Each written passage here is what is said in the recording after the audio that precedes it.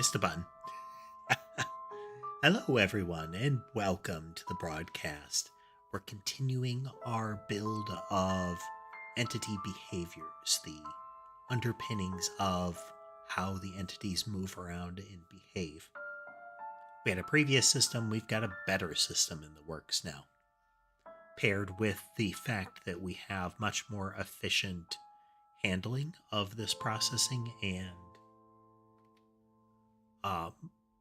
rendering. We should be able to get away with a bit more complexity, which we are working on today. Before we get into that, though, let's check in with the kitties. We do have. Well, it looks like Sky has usurped Ember's spot there, snoozing away. We have Mason and Sherbet on the bed, left to right. Ember has taken position on the adjacent table, and Sammy is on the shelf. If you were to draw a line from where Ember is facing, like almost the direction of her nose, you would run into Sammy, facing the opposite direction. But yeah. I think we should still be functional, so let's show folks this is where we were.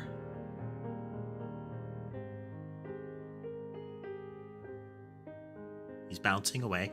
I added this red dot for testing. I've got just one of them rendering. If you look, they're actually facing right, which is the default direction that they're supposed to face. Next thing that I want to do during the rendering is to make it so that they're looking at the movement direction that they use and determining if we should flip the X. If you're curious about the rendering, it's that the UVY coordinate is the opposite as far as the texture that we want to use when we're dealing with this pattern. I don't know why that is the case under all of this, but it seems to be, and now it's addressed.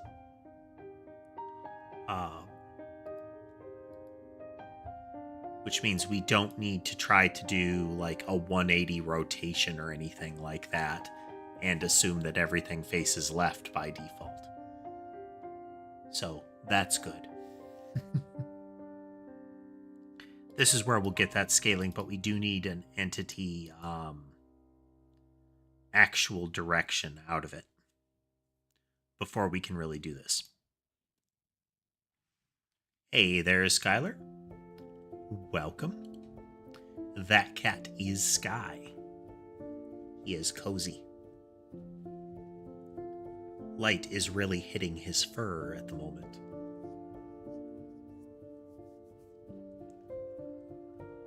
Okay, so I made the gate object. I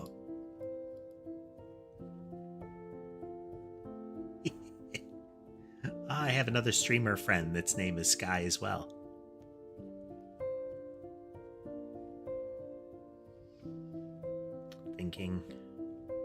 Thinking. Okay. So we made the gate object last time, I think. Either way. We have a Boolean to determine whether it's open or not. And behaviors have a gated property. I'm making a game, Skylar. And in particular, we're working on behaviors. We have... Let's see if I can open it for you here. It's in a Krita file still. Never mind. We are changing the way that we were processing movement. A core pattern in the game. Just show you some blobs here for now. You're going to add 50 at a time, and we're going to go up to the full 15,000. And I'll run. Hey there, James.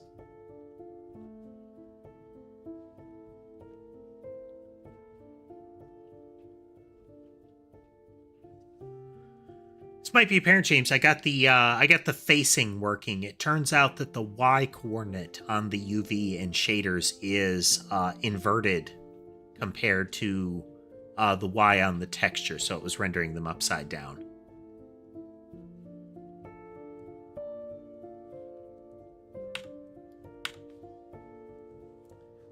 Yeah, Skylar, for quite a while we were primarily doing gaming, and it just kind of struck me that this programming was a skill set that I had, and I've always like started dabbling in game design.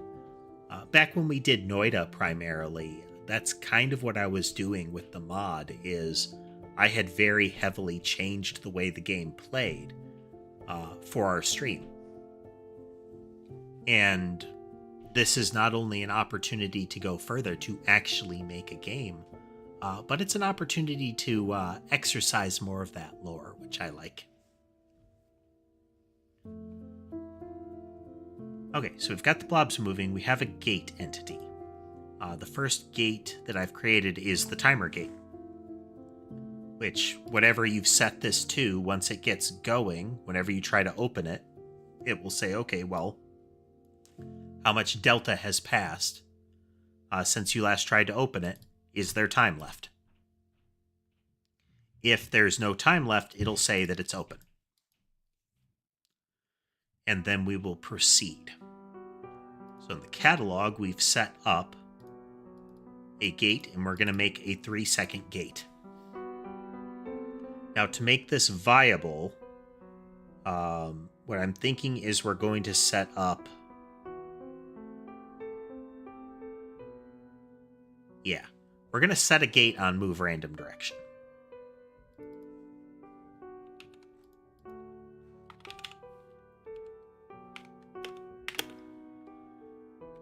Gate. Wait 3. Okay, it's now gated. Which, once we get this rolling, we're going to artificially do it for now. But what this will mean is that this will create a segment. First, we have the base behavior of the weapon, which we are going to bundle into a behavior group here. And then we'll have the move random direction behavior, which will not activate until the gate triggers. Well, thanks, Skylar. I think you joined a little after, so let's show the other ones. We can see all 5 cats right now. So you saw Sky. For you, Sky is in the upper left. Then we have Ember on the white table. We have Sammy over on the shelf. She is the little tuxedo. Ember is the orange and gray and stripy one. Then we have Mason and Sherbet on the bed. Mason is on the left and his brother Sherbet is on the right.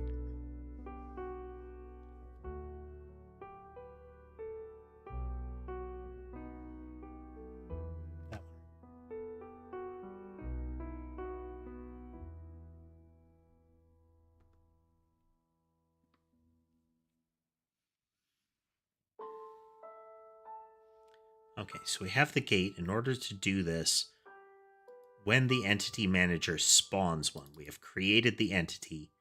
We need to mess with it now.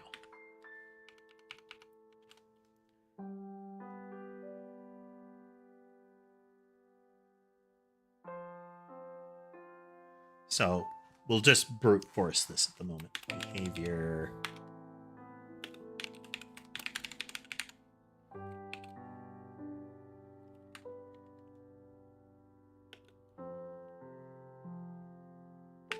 equal to entity dot base behavior.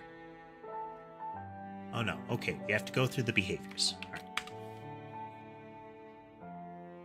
So until we find a gate, that's the first one.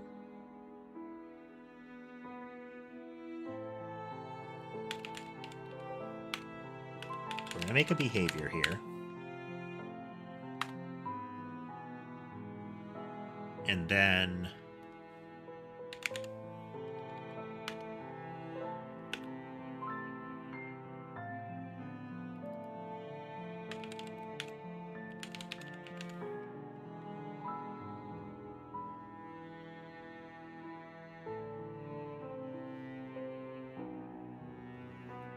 How we do this?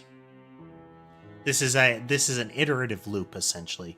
We're going until we're out of behaviors. No, we can do this. We can do it this way.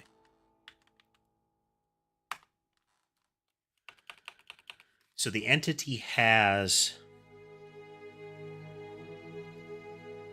Let's look back at what we did last time. So the entity has a base behavior, and then it has a stack of behaviors and a stack of gates. So we're going to, whenever we encounter a gate during this process, we are going, after we take the first one and make it into a new base behavior. Hey, Goku. Welcome. The tricky part of this behavior of this pattern is going to be getting the base behavior in. We know that's going to be the first one, but we have to kind of prime the loop. So at the end of a check, as we're going through each behavior, we need to be adding. Okay, we're going to add to the existing new behavior until we hit a gate. At that point, we retrieve the gate. We create an instance of that gate, add it to the gate collection, and we start building the corresponding behavior for that one.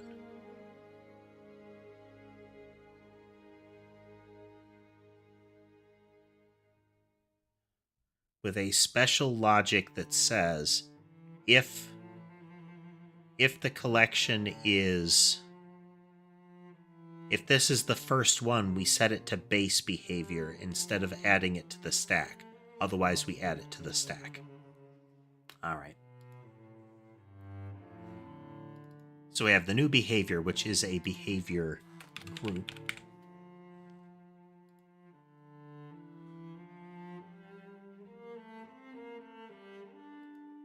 For each behavior in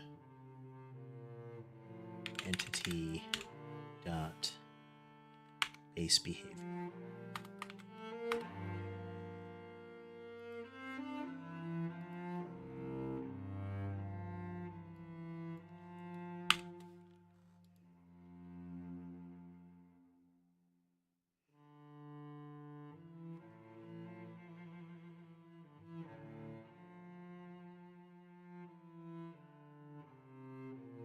Oh no, we know what the base behavior is.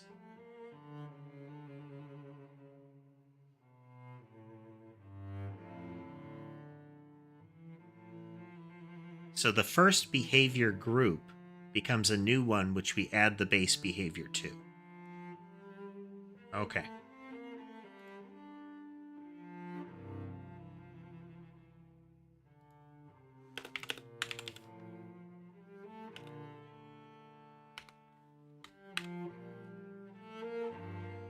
And we're not copying anything here.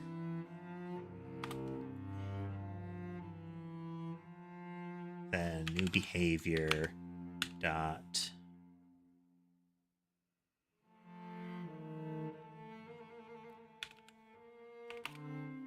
what's it called? Yeah, this one.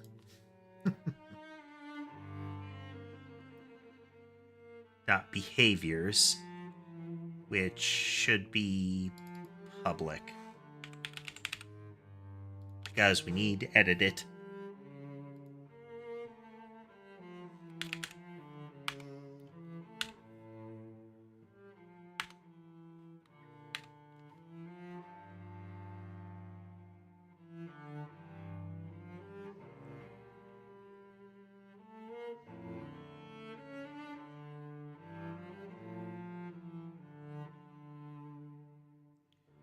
Okay, new behavior.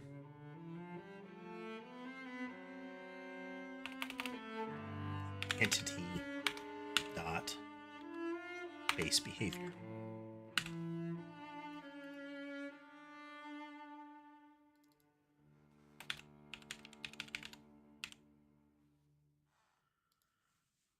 So we're going to need two things. We're going to we're going to add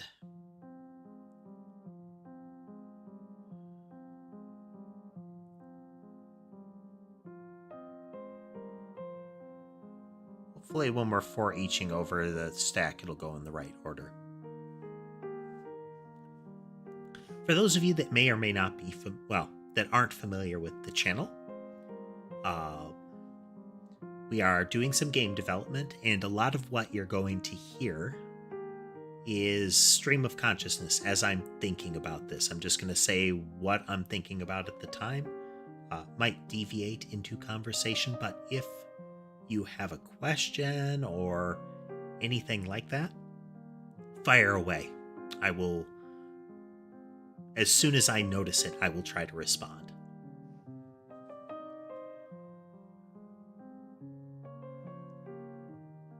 So when we look at the catalog, loading so its base behavior is this.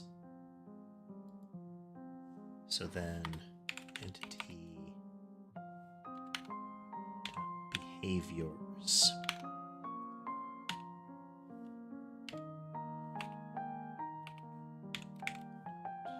Push.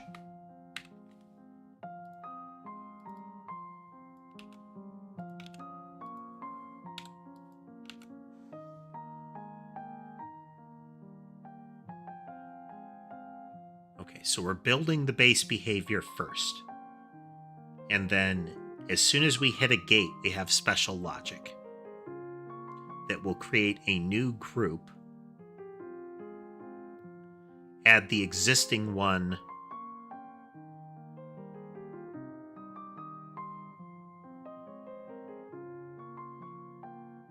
it'll create a new group. It will append that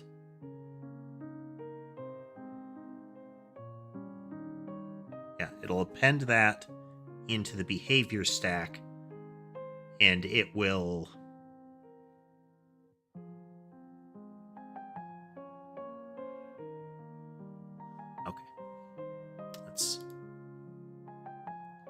so we've created this, we've primed it. It is the base behavior that we're messing with. So then we do entity.baseBehavior is equal to new behavior. So we've taken the existing behavior of the entity and loaded it into a behavior group, which is now the base behavior. We're doing that because anything before the first gate, between the original behavior and the gate, becomes part of the base behavior. It becomes an intrinsic part of that projectile that will always happen.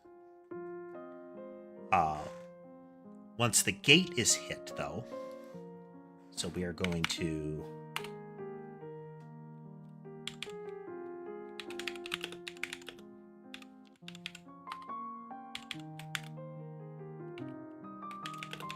there's no gate, then we add behavior to new behavior. If there is a gate,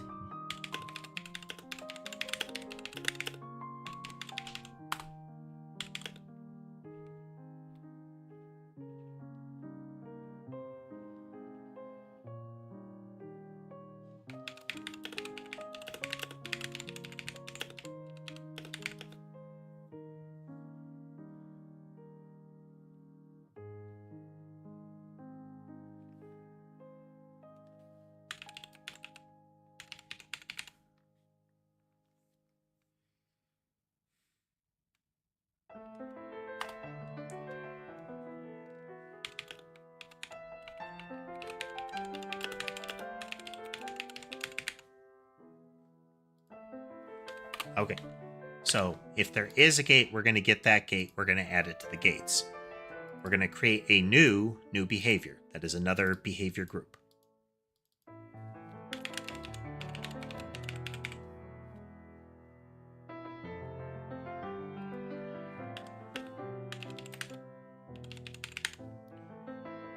New heavier.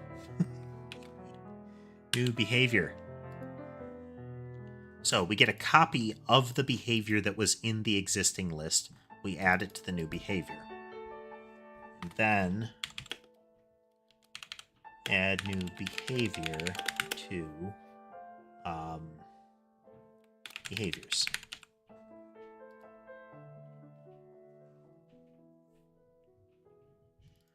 Say push.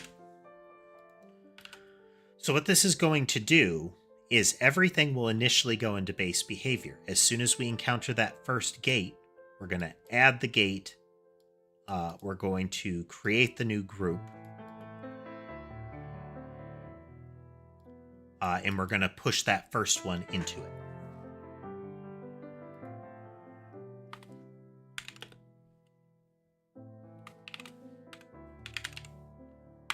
Behavior dot is gated. Else.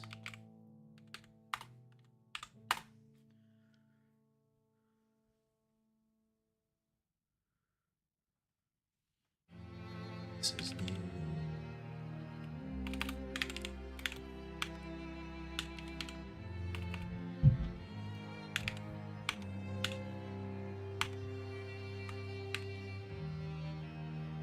And behavior.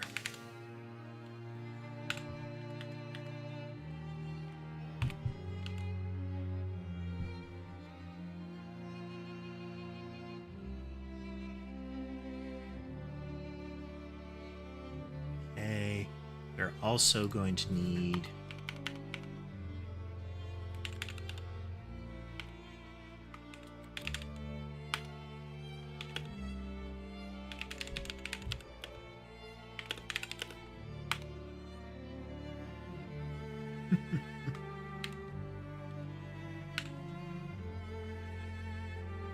Ember's all loafed up. She's a bit disgruntled. You can see from her posture. Sky is in her spot. Sky will trot over and use her as a pillow periodically. Maybe some mutual grooming, but uses her as a pillow for the most part.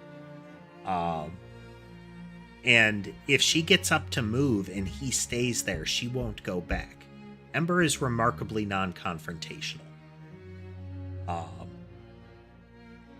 So her posture right there is not like, I'm super happy.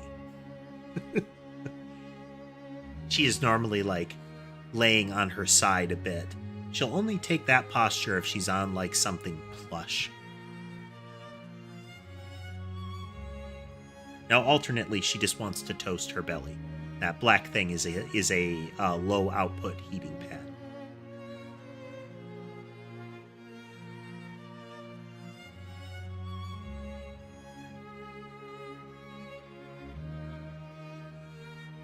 Add catalog copy behavior.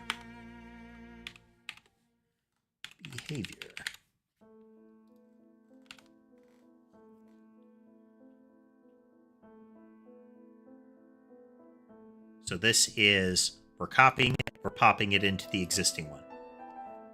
Oh, hey, Okaneki. Welcome back.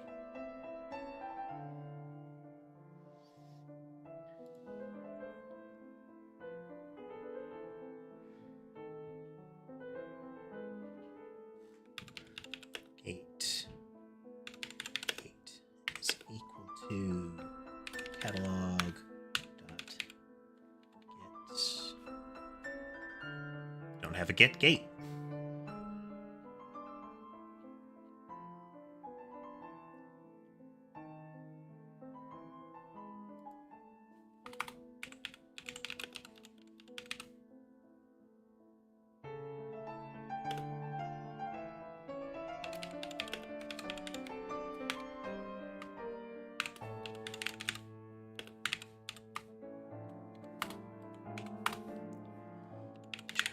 Gates.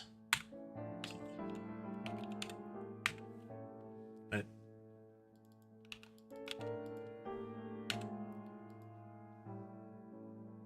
would I ever consider cosplaying? No. It is unlikely that I would ever appear in public. It's a long ways to above ground from inside the factory.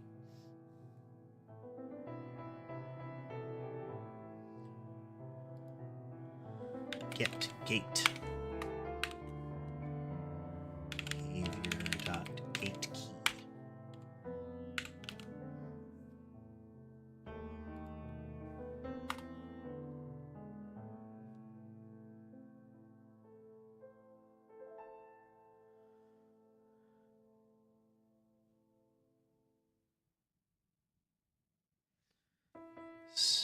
Entity.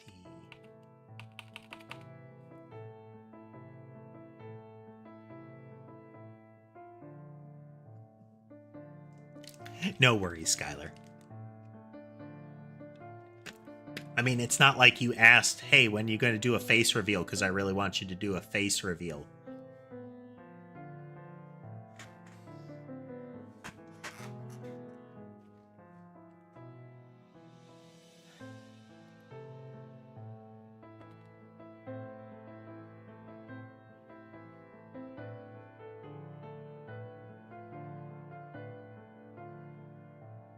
So I've created a new list of behaviors.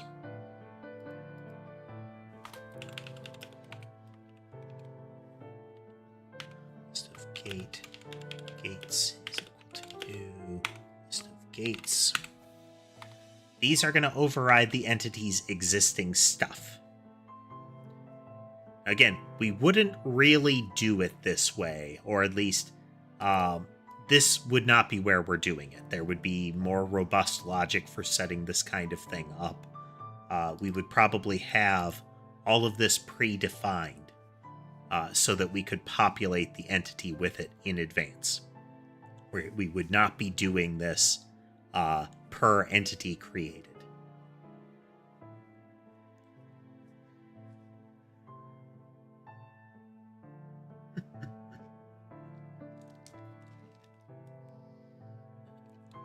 Well, I appreciate the sentiment.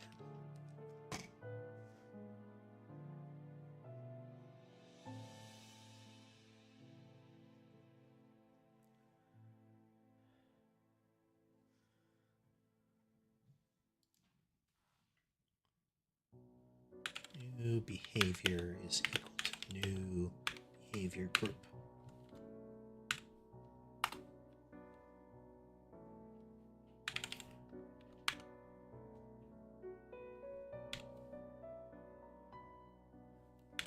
Behaviors, add, catalog, copy, behavior.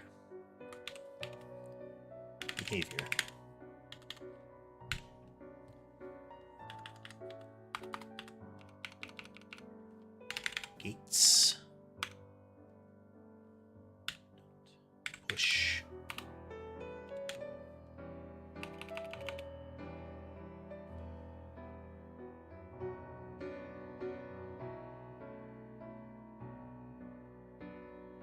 This is a stack.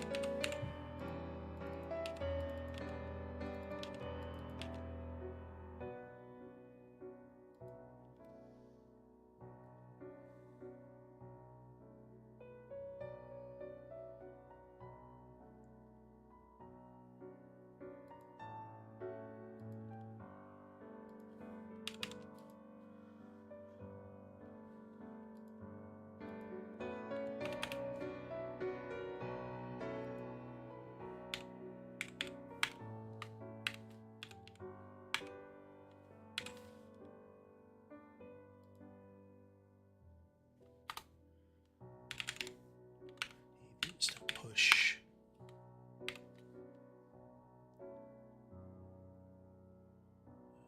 Behavior.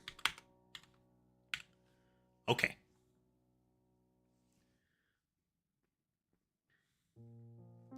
Hello, Tass. Right now, this is the hacky version. This is the proof of concept version. We're not going into depth because these structures are going to be like, these stacks are going to destruct as it moves along. Additionally, this is a one and done. So at the time a spawner is created from a weapon or for the monster, all of this gets done once. Then what it will do... originally, back a couple of iterations, movement and targeting were recursive. It would do the, punch to the end kind of thing.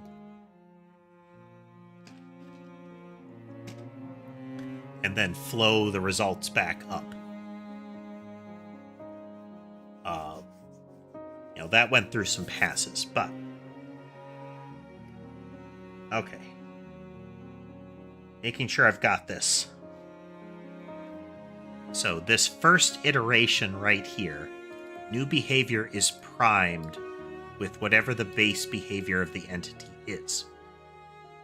Then, as long as we don't find a gated one, we're going to keep adding to it.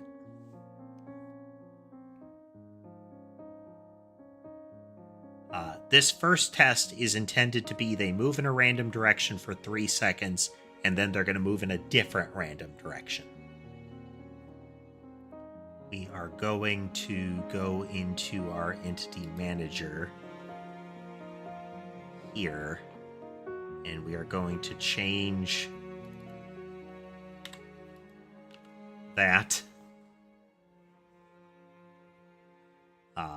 Again, this whole physics process here where we're massively creating a bunch of them, this is not end state.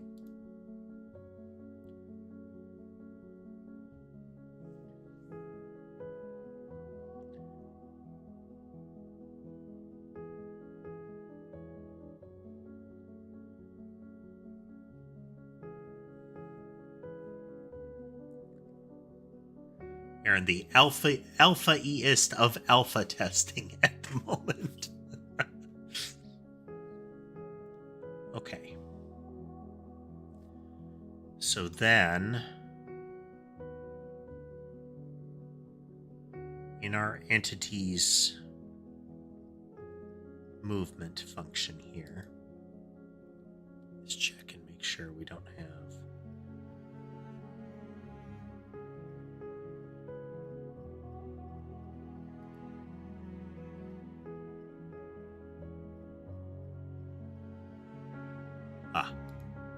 We never initialized this guy. Gates is equal to new dictionary.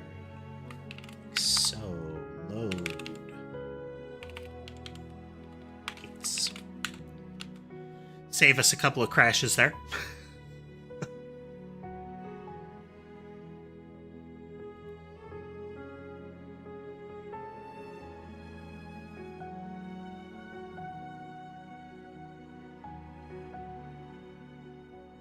That's not true. We're assigning to it right there. Don't care about that one. Then in the entity itself, so we do base behavior.act. This will always happen.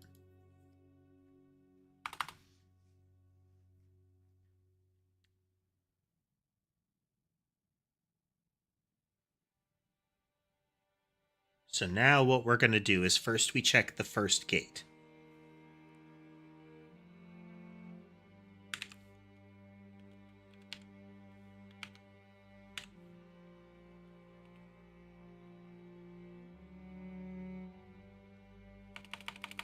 Gates.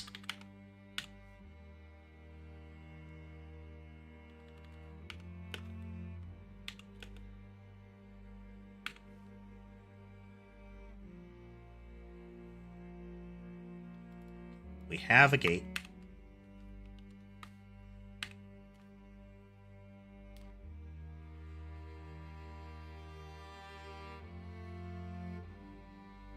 And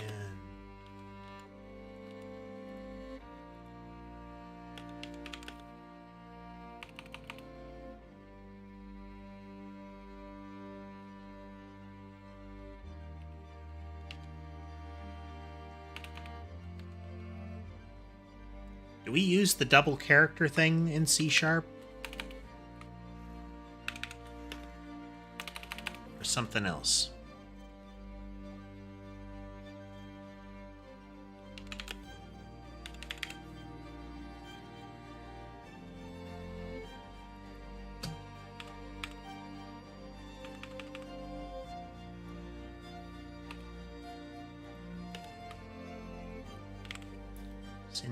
Syntax.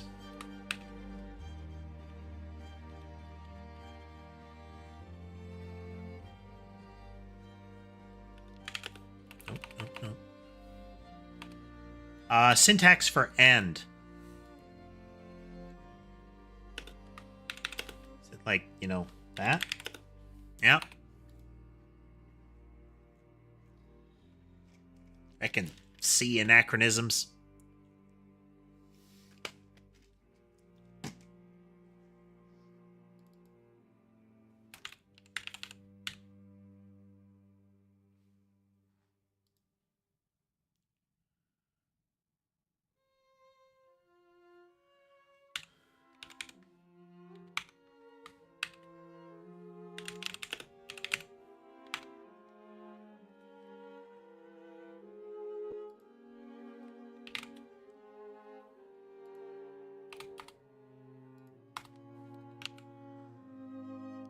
Okay, so if we have a gate,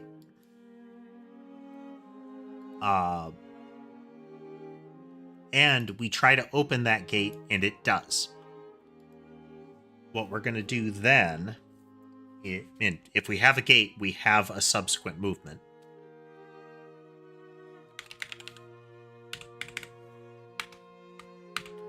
Pop the first gate.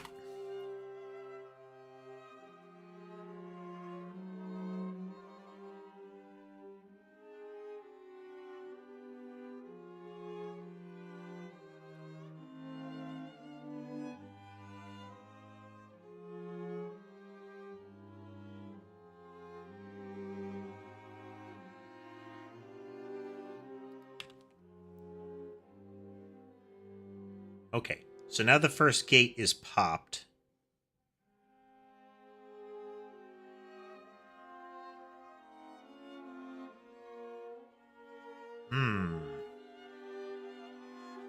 Alright, so we have two stacks. We have a stack of gates and we have a stack of behaviors.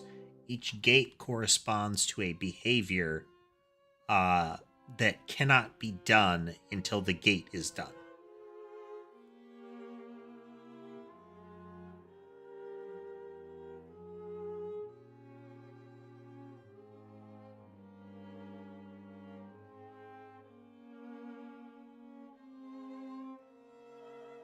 So there are two states that we can be in.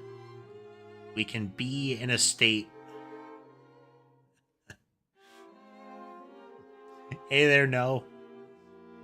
We'll get there. We can be in a state where the gate is open, or we can be in a state where the gate is closed. You should be setting is open.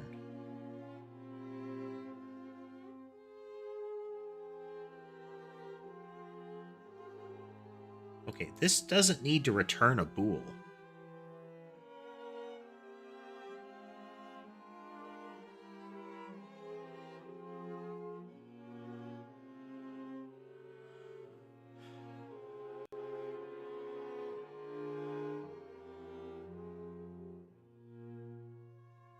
We effectively have an active.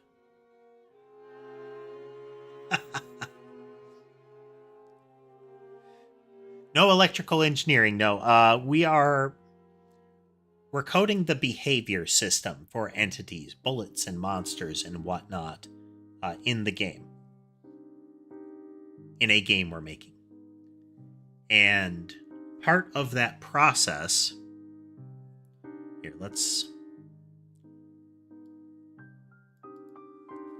part of that process is, upon certain conditions being met, moving on to different behaviors. It does have a similar vibe, James. It does have a similar vibe.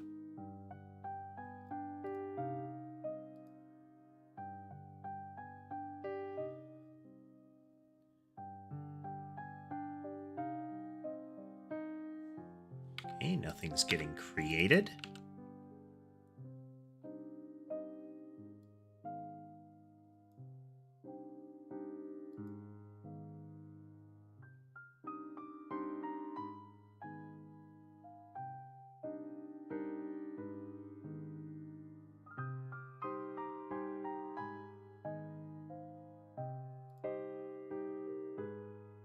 What did we break? What did we break?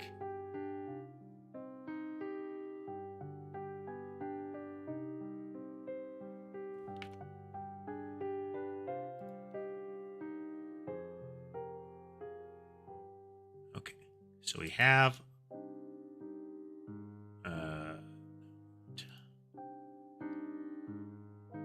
should have an entity now.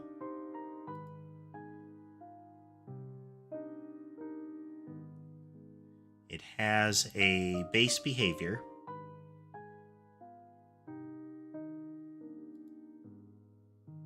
Then it has a move straight line.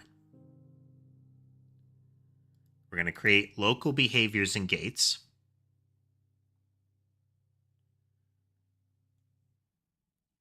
We create a new behavior.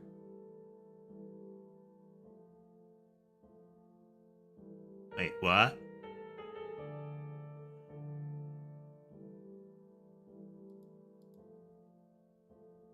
Why did that?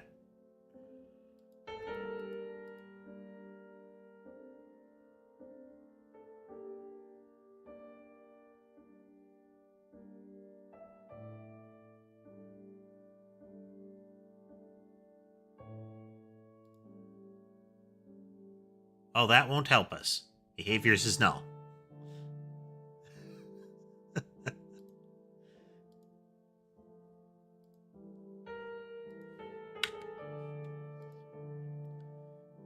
Behavior group.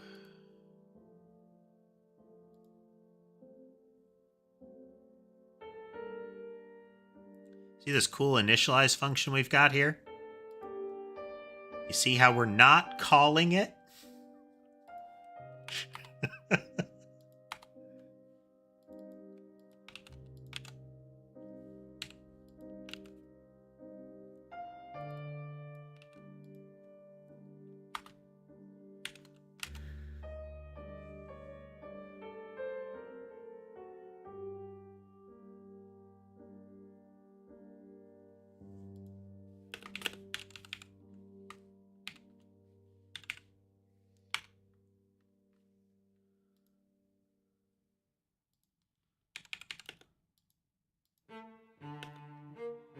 Do another.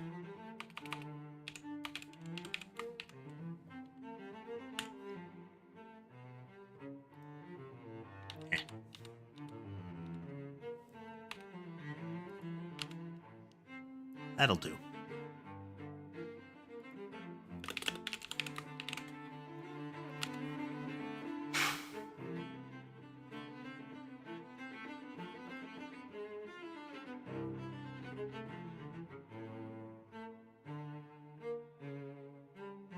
Okay, their base movement is still working. This is good.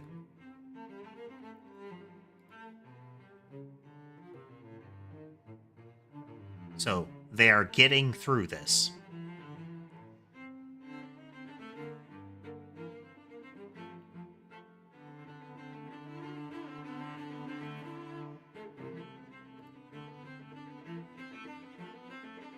So now if we go into entity act, this is where this is where the new fun happens. So for the purposes of gates, we have to get to the next one.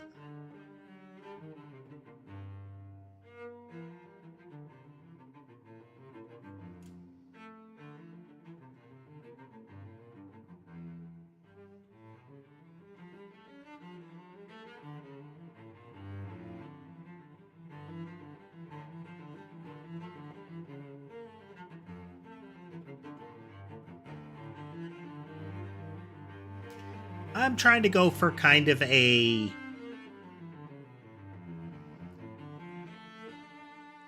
low detail kind of sprite art vibe. So yeah, we're currently using 16 by 16 as our base resolution. That might bump up to 32.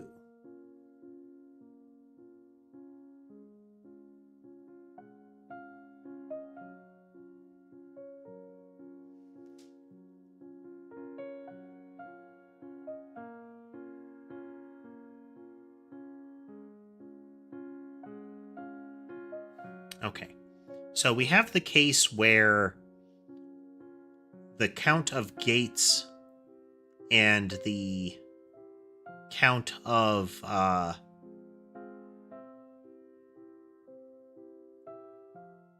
behaviors is equal.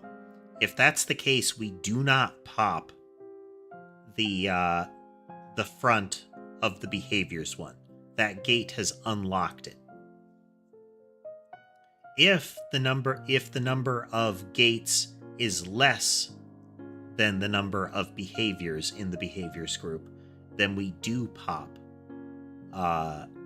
the existing front of behaviors. Okay.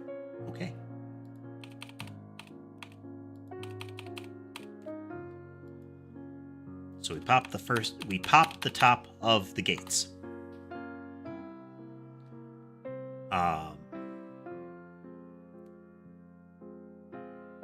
Okay, we can't, we need to deal with this first.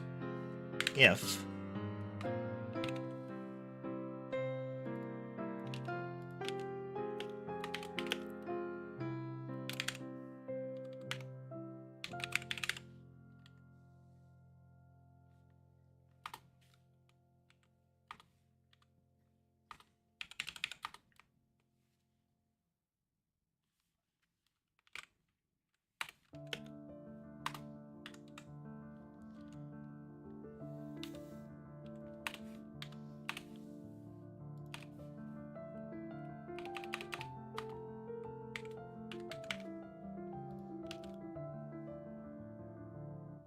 hello, Mud. Hello.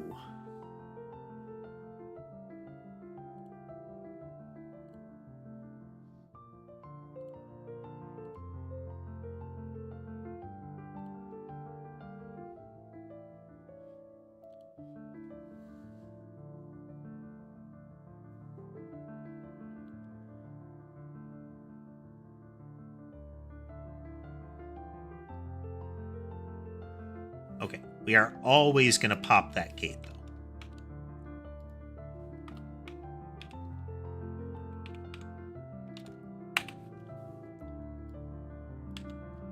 Trick is if before we pop the gate, there is a different number here, then we're going to pop the first behavior.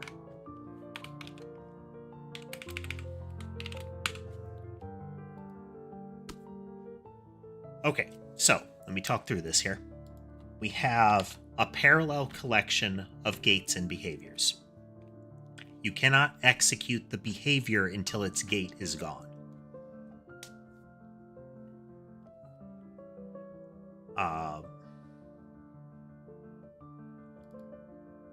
So we're going to call try open on it.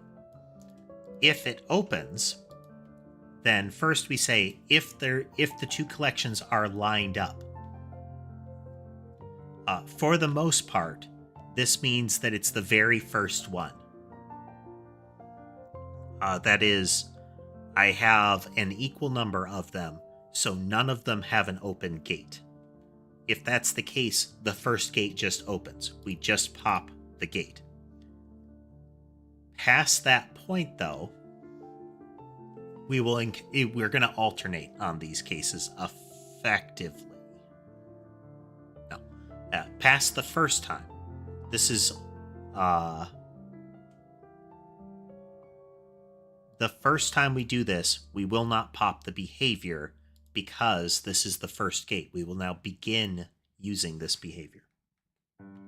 Ember noticed that Sky left her spot. She has reclaimed it. Okay, so the first gate is open. So we won't remove that first behavior. We haven't worked with it yet. So once we've got this down,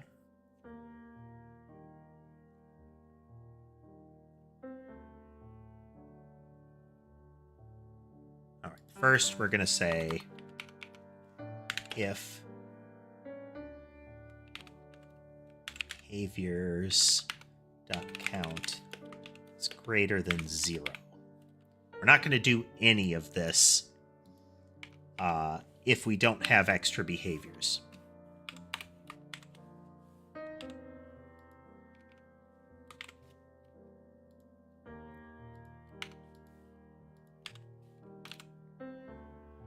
So if we have extra behaviors, then we're going to say behaviors.peak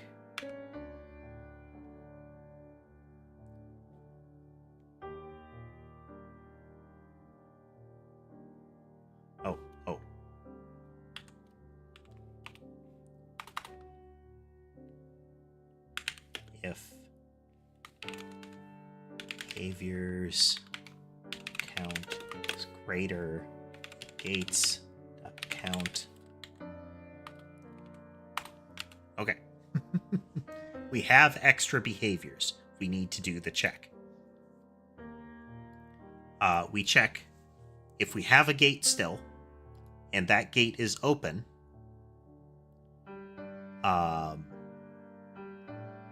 Then we're going to reveal the next valid behavior. Whether that means we have to remove the current one or we just open the gate. Now, this last one should never go away. It might deactivate itself, but it will never go away because there's never going to be a subsequent gate.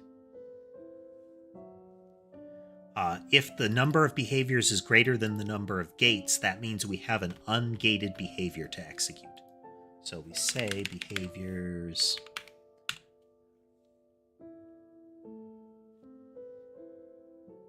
Wait, you can always do this.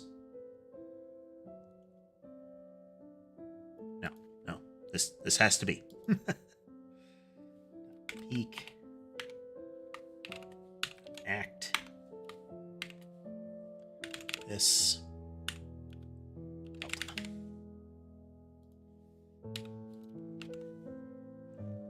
So if we have an exposed behavior, there are more behaviors than gates, we're going to execute that behavior.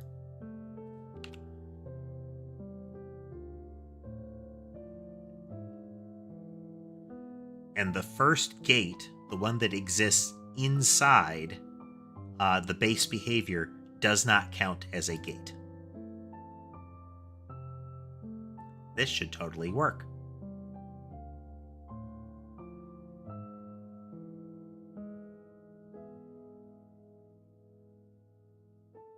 See these guys that are moving real slow?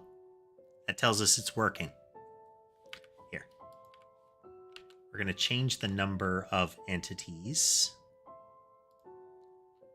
that we generate. Just going to say 10 of them, and we're going to go into the catalog, and we're just going to wait. Well, we'll wait 3. Three's pretty solid. This little guy here.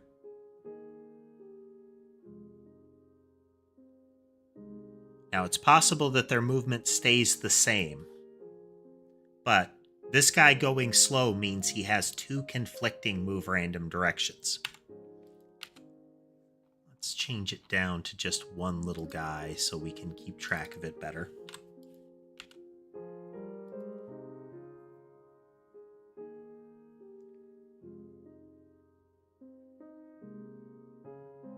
Well, sadly, he booked it.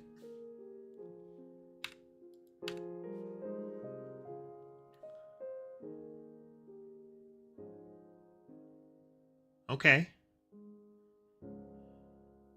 So now, what I want to do is get another type of movement in place, and then not gate it so that we can get some alternates in here.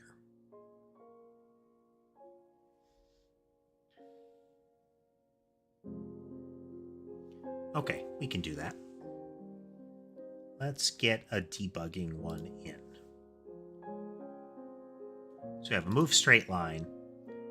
We have target random direction as a targeter. What it'll do is it'll just pick a direction. Previously, I had tried to use like delegate functions on this kind of thing, but I don't want to get too deep in that regard. That was starting to get kind of convoluted.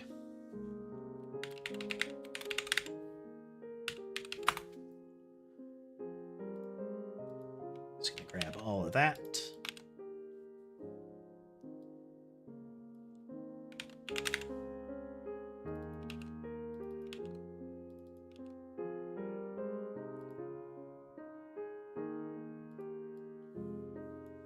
Oop.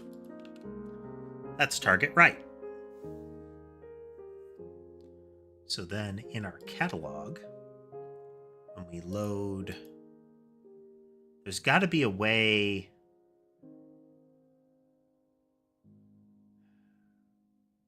I got to find a way to have the internal file explorer. It's got to be something for that. Like, jump to functions kind of thing.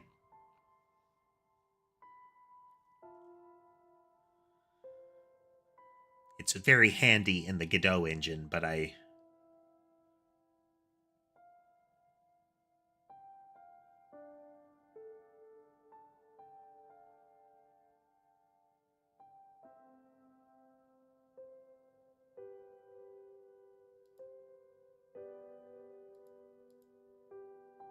Oh, what do you know? Thank you. That's convenient.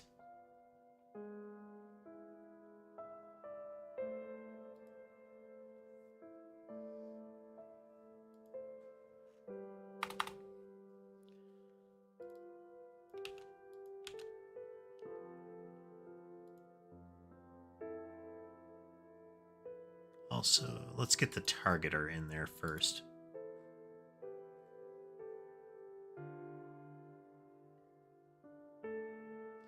If that's the case, then I should be able to move these all back up to the top, but they're okay there.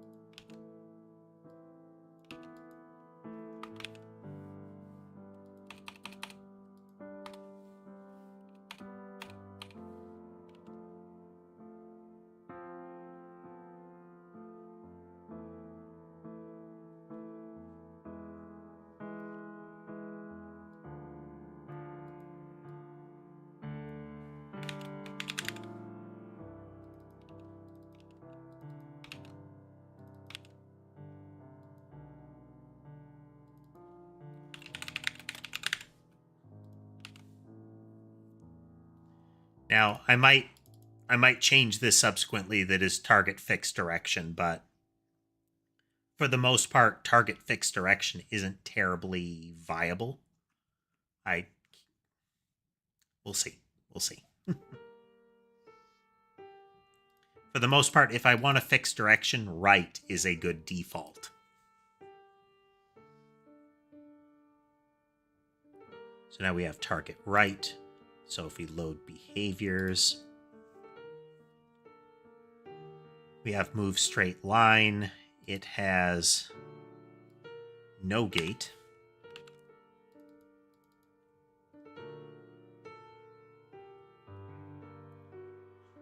Which means it will be added to any existing behavior.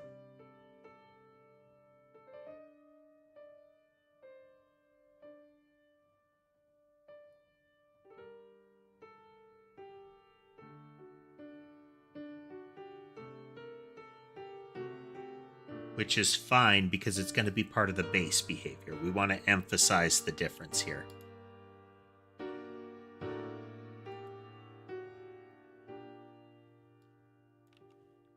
Back down here, this is actually target random direction.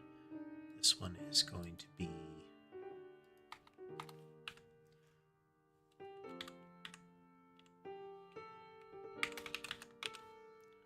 Come on now.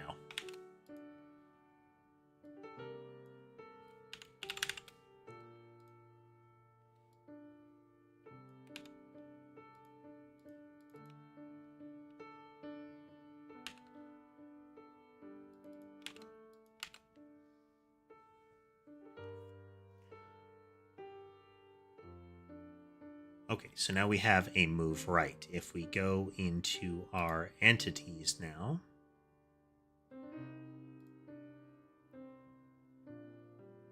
so its base behavior is going to be movement right. Then after 3 seconds, it will move in a random direction.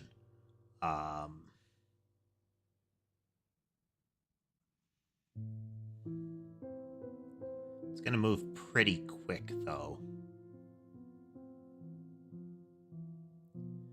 I feel like we need some sort of concept of speed, but I think we'll get there.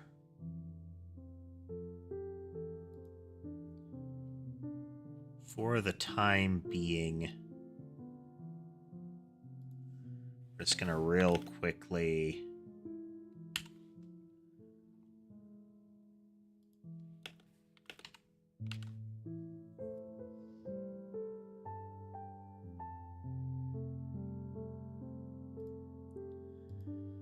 It's going to move at half speed.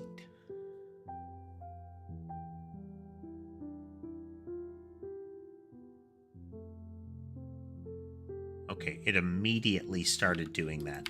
The gate is not...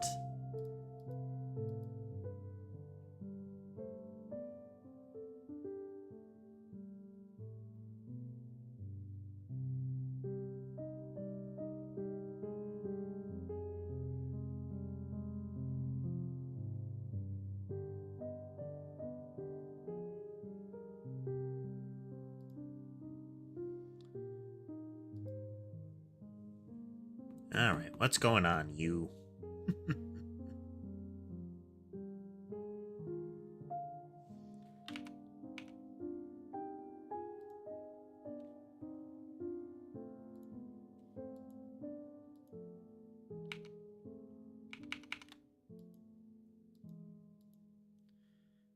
Fine. Hey there, Dorothy.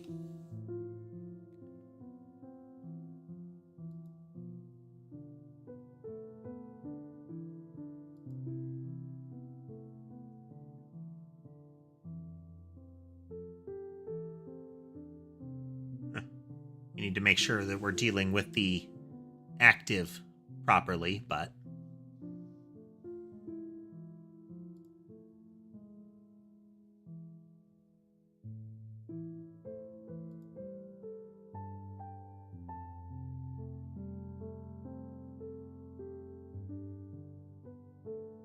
It shouldn't have a move random direction as its base.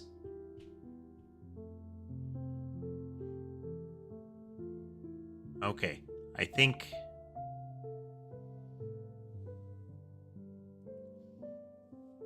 Hello, billboard. Alright, I think I see part of the problem.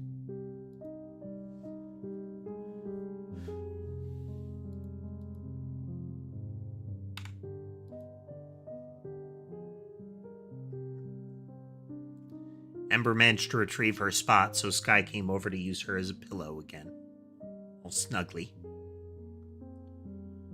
I think we're going to be able to see all 5 again, unless Mason is hiding. Oh, all 5. Ember and Sky all snugly. Sherbet on the side of the desk, and Sammy on the shelf. And Mason on the bed.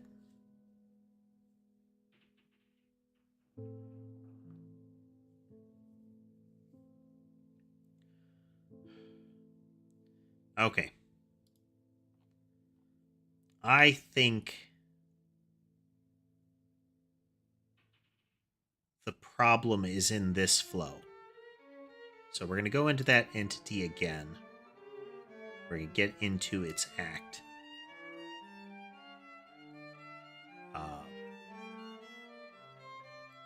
Pretty much. So we're loading the nanoblob. Its base behavior is moved to the right. It's a move random direction with a target right. Oh.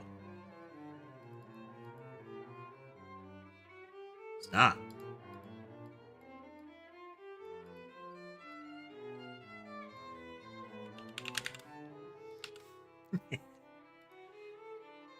One more time. No worries, Billboard. No worries at all. Okay. Still doing wrong thing. Let's... When we are spawning them, let's put them at 0, 0 as well.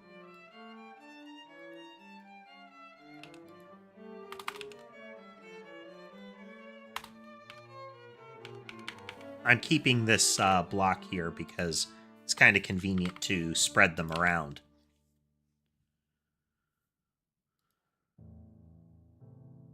So, launch it from here. Oh, wait. I copied it, but I didn't change it.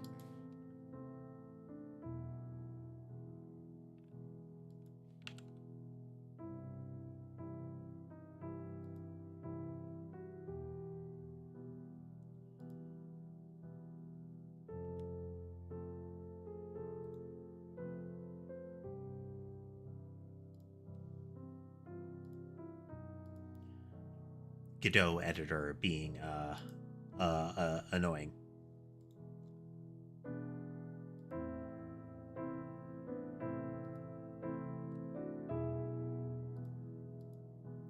There.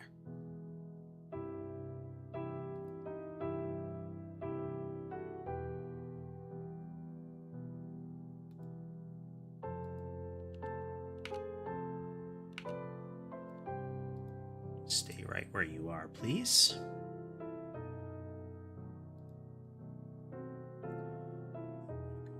Entity, act, we're going to go there. We launch.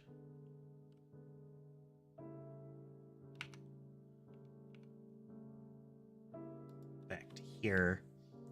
Look at our entity. Behaviors is a stack of 1. Base behavior, which is a behavior group, has a move straight line, which is correct.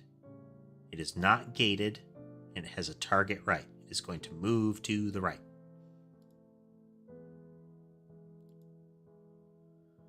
We have extra behaviors. There's nothing in gates. That's not right.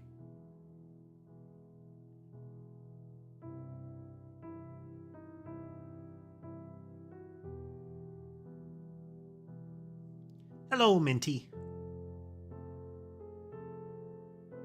Okay. Gates is not being populated.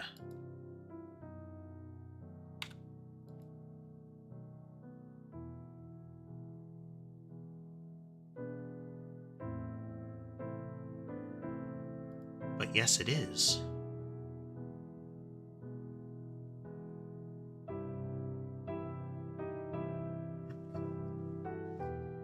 Got to keep an eye on that phone battery. Thanks for swinging through.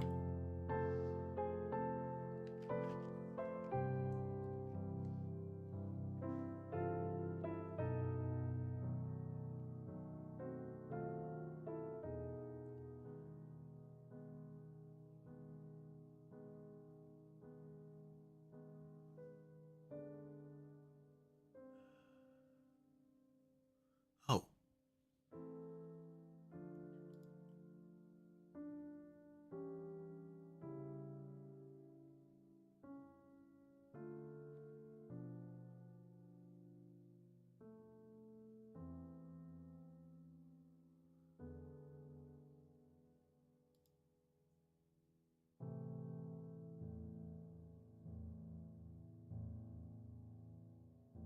Yeah, yeah. Okay.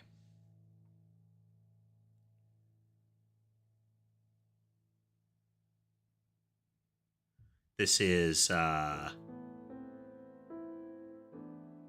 entity dot gates. Thank you.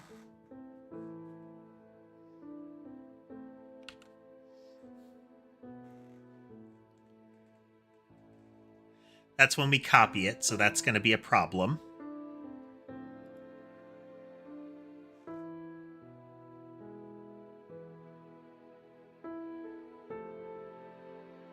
Okay, it's still firing through too fast, but that's one issue solved. So let's go when we're creating the thing.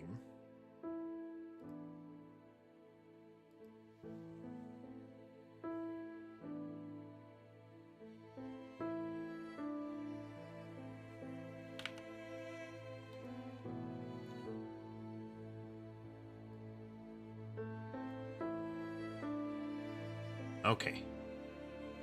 2-step over.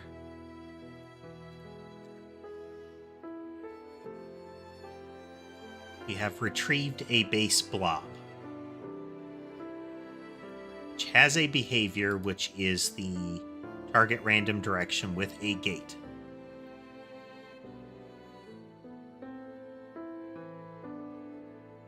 So it will be considered gated. Then we have a base behavior, which is the move to the right.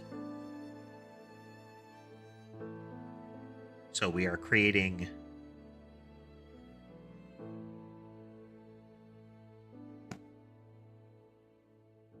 wait for it.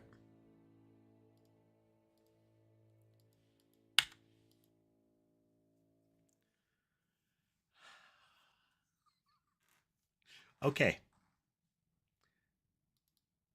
See these cool stacks right here? That we go and we populate them with stuff. Where do those go?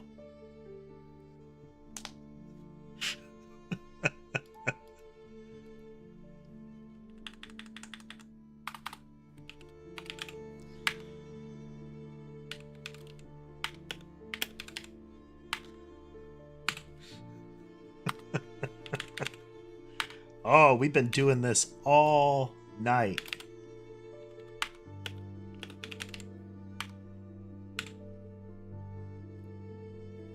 Dot.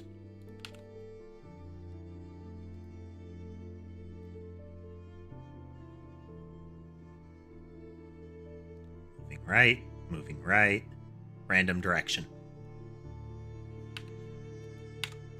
Yeah.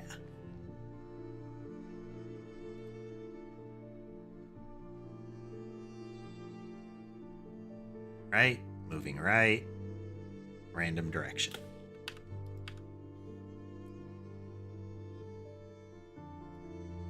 For the giggles, we're all at 0, 0. And then you're going to add them one at a time.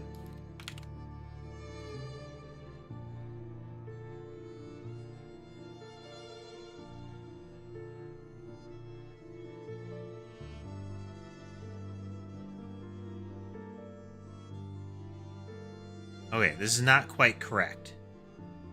They're not hitting that marker properly.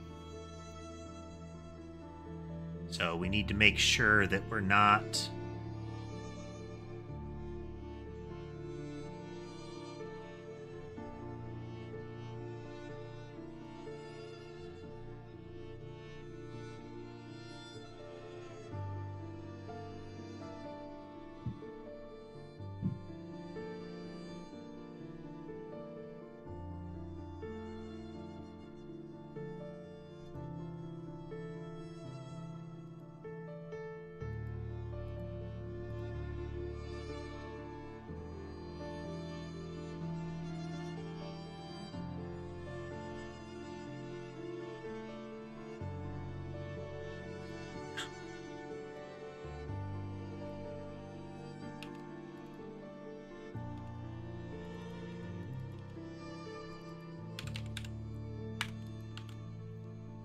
the gate was all the same gate. As soon as the first one was done, they all opened up.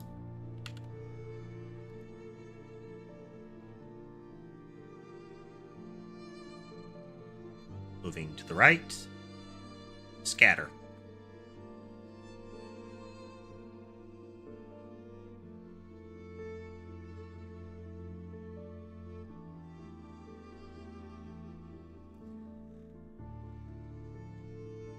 This is what we've been working towards.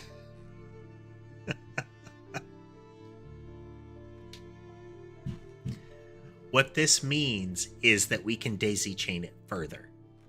And that's what we're going to do.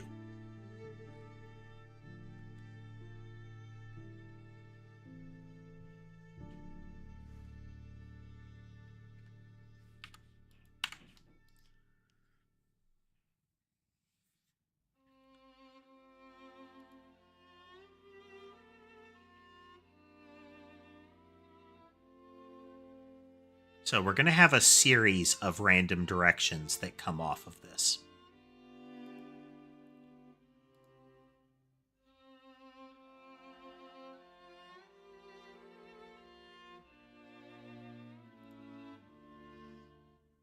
All right. So right now it has one move random direction. We do need to make sure that we're accounting for the fact that it's a push.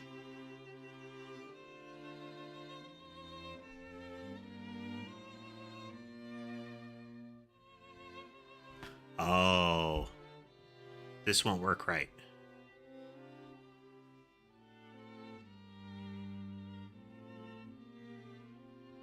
It's not a queue. Because it needs to be first in, first out. It needs to be a queue. It needs to be a queue.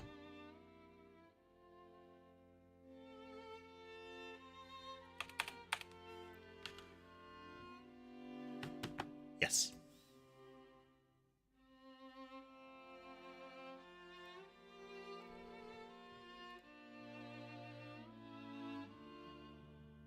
If these are stacks, it's first in, last out.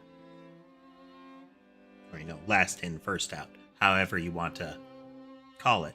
But they do need to be in order. We're generating them in order.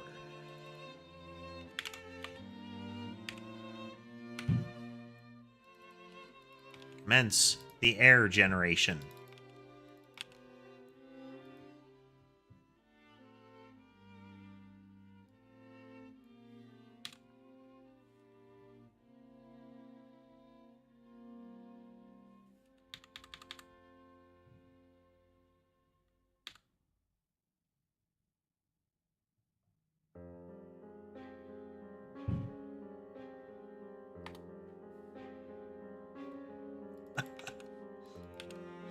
We are enqueuing them, apparently.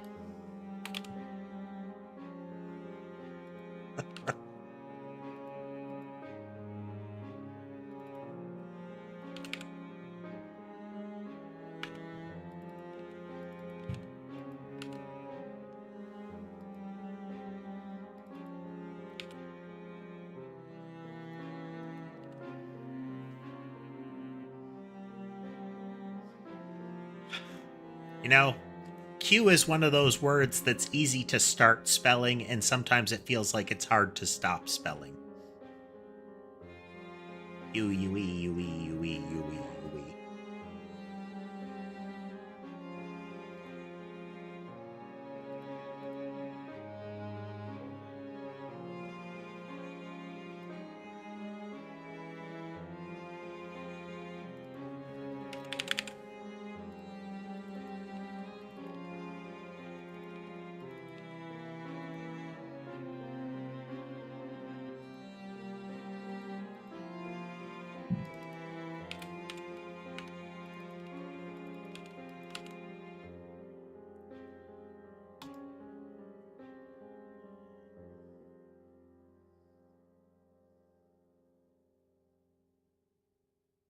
Okay, still functioning.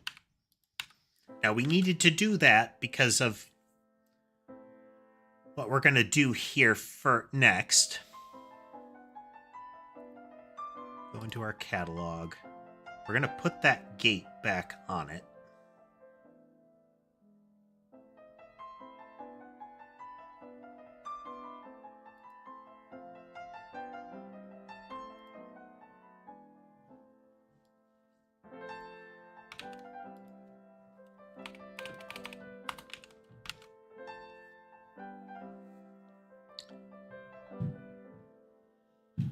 So we're chaining gates. We are going to need to test chaining non-gated elements and make sure that they get lumped together properly.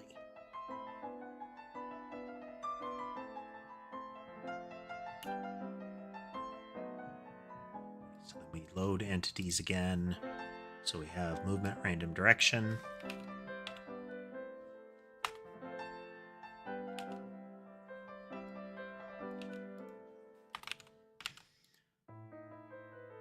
Okay, we should get a different movement pattern now.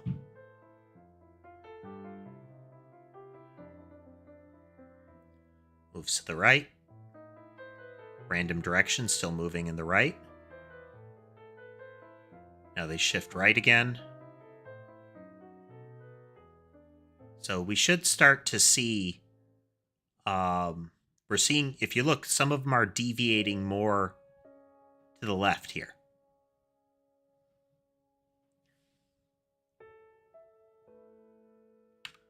We can actually...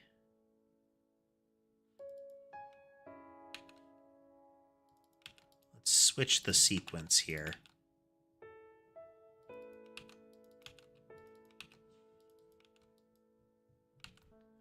Oh.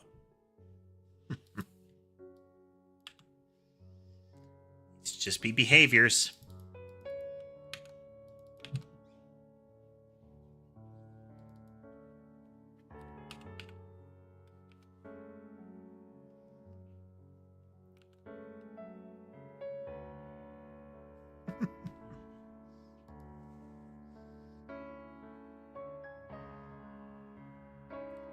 Okay, they move right.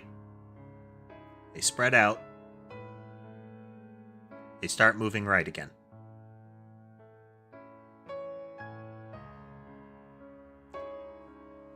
Two-stage movement change. We're getting there.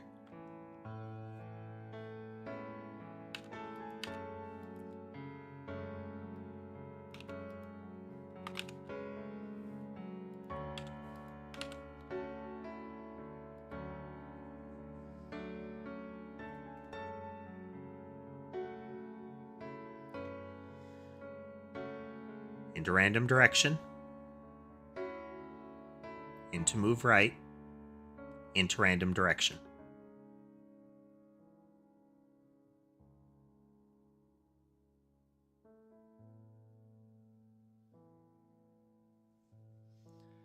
So you can see narrow, cone, straight line, cone, straight line, cone.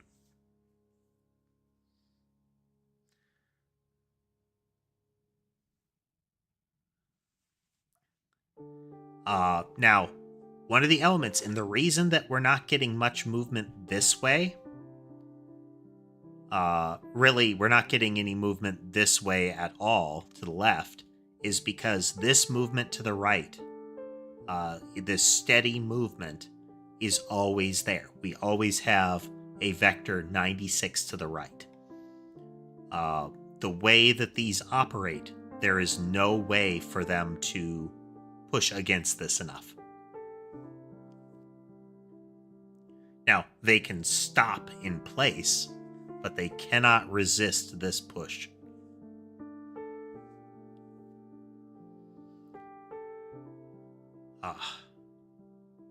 Isn't that cool?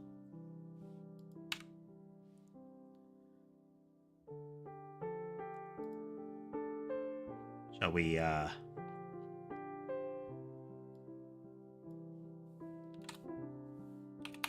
we'll do 10 at a time.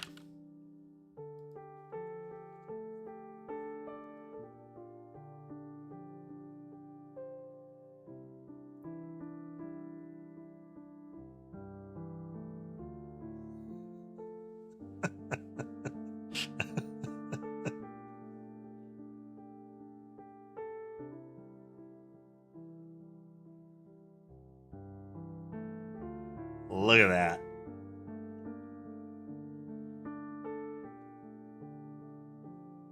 Now, think about the extra checks that we're doing constantly. We're still holding steady.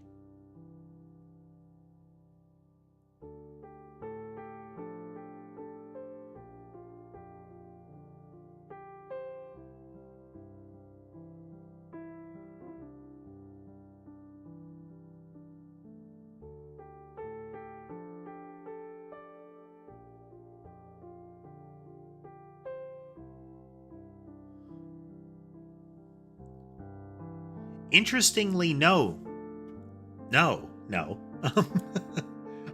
These numbers up here, the top one is frames per second. The lower one is the number of blobs. We're holding steady.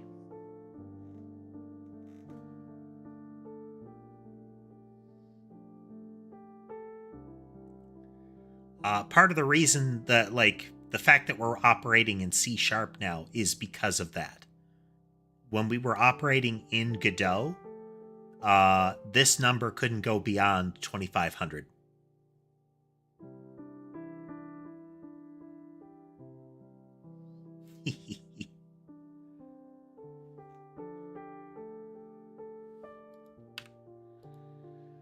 All right, there's our first proof of concept. Now we need a way to test combining the movement.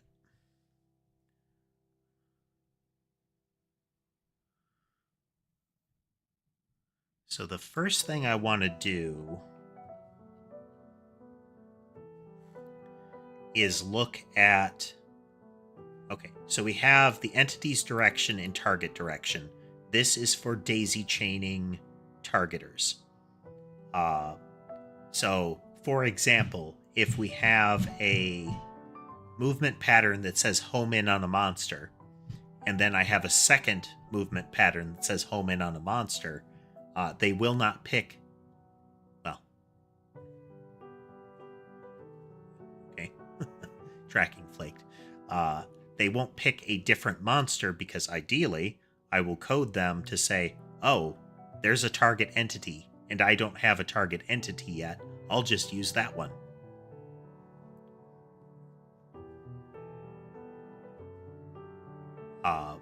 In a similar vein, if it targets the player, it might be, it says, oh, I target a monster.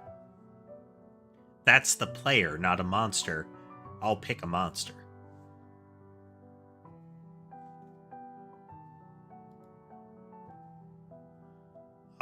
So that's what those are for. We need a...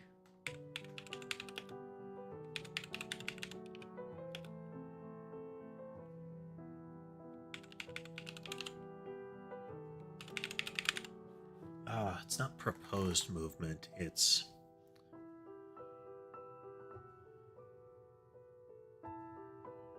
I think it actually is proposed movement.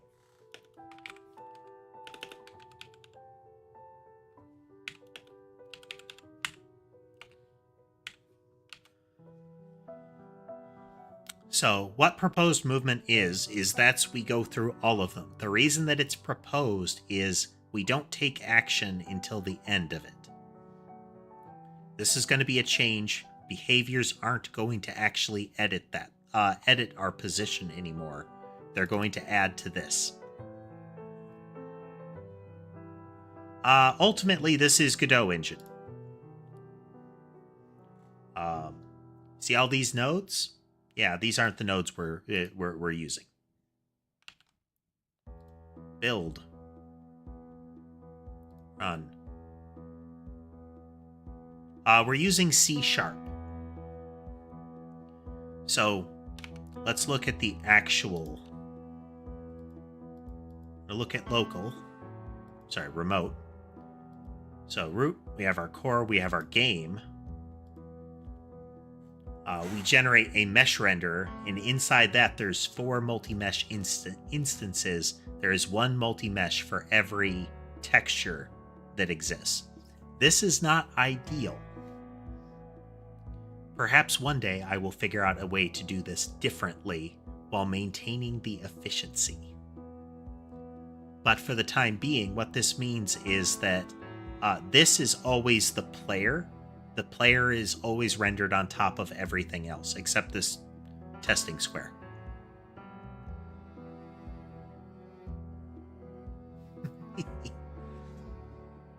We were originally coding everything in GD script over on this side. We have since stopped doing that. Now everything is over on the C# side.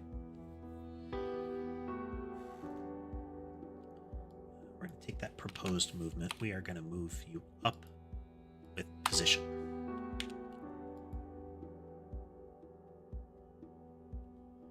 Why do I do this?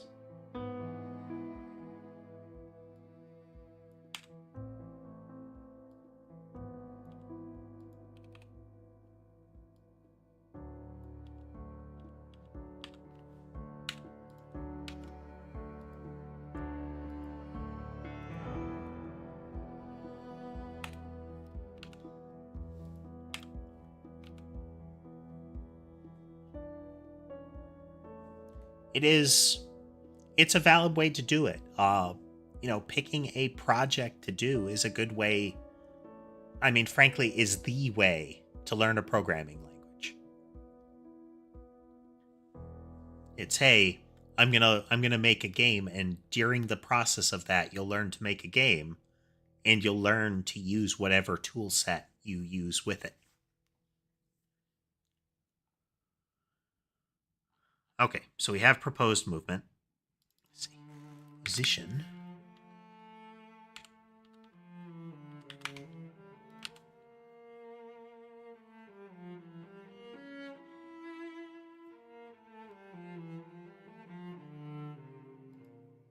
So now we go in and we say proposed movement.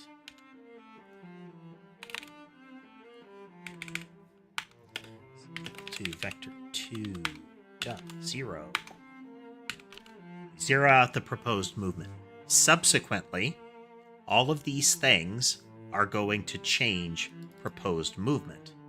And then at the end, we have position plus equals proposed movement.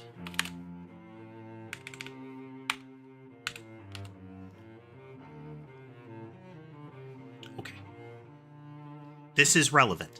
And I think this is going to help us get a spiraling motion that is better than the prior iteration.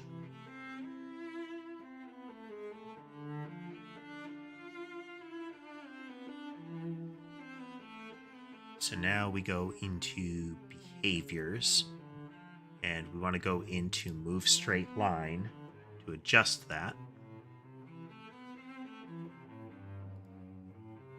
So instead of position, we're going to have entity proposed movement plus equals that. Now we should get the same result after doing this.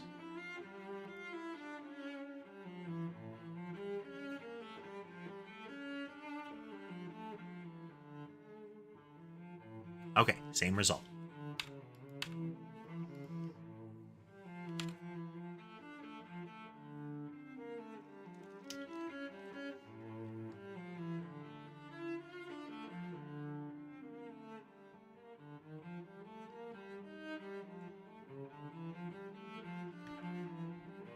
The code editor that I'm using is VS Code.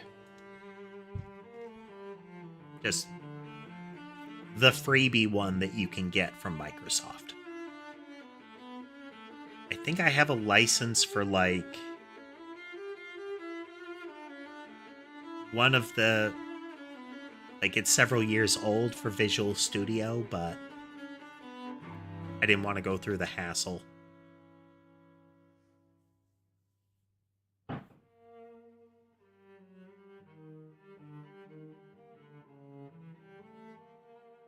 Okay.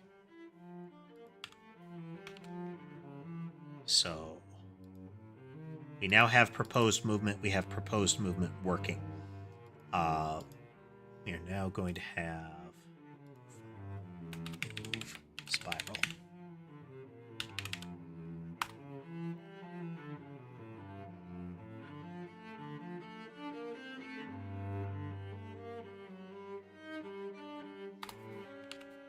I may have to look into that and see if it'll be stream viable. There are some tools that Microsoft makes that have a desperate need to plaster your initials over everything, and it can be a hassle.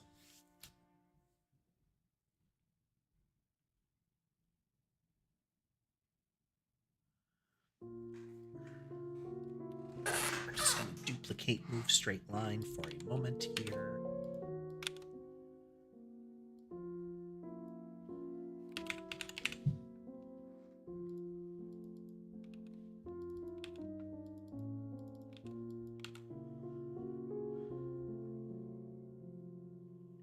Okay.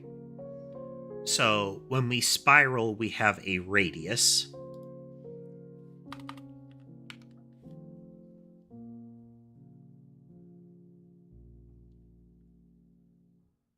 And we have... So that's how fast the radius is growing.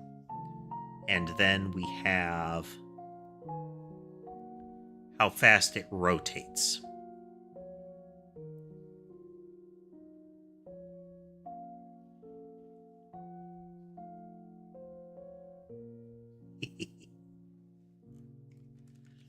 Spiraling and orbiting are kind of staples of the genre that we're working in.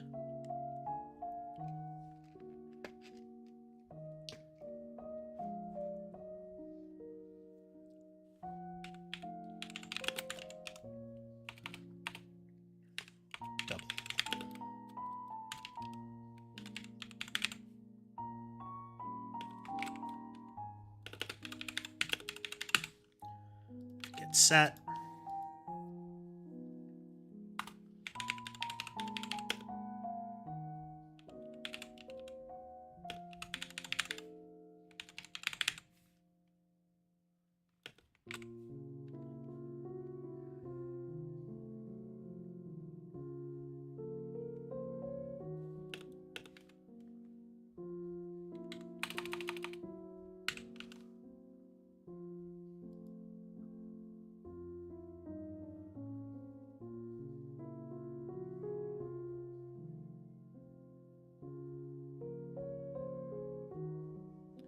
Yep. So my proposal here, James, is instead of the more complicated calculation that I was previously doing that could run into issues, I'm going to be essentially looking at we're going to look at where the position of our current proposed movement is going to place us. And I'm going to look at where, based on the entity, I should be proportionally. So I'm going to draw a line to the entity and say, like, okay, this is the position on the spiral that I would be. This is the, point on the circle. But I should be closer or further away, kind of thing. So then we're going to rotate. We're going to push towards where it should be.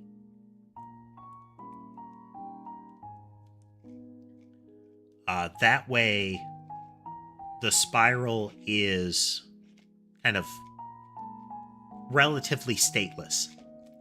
The only thing it has is, like, how big is my radius currently?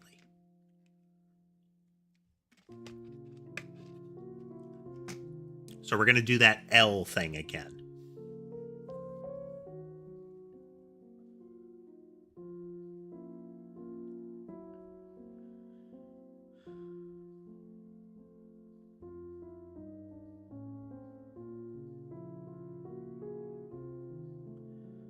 Plotting math.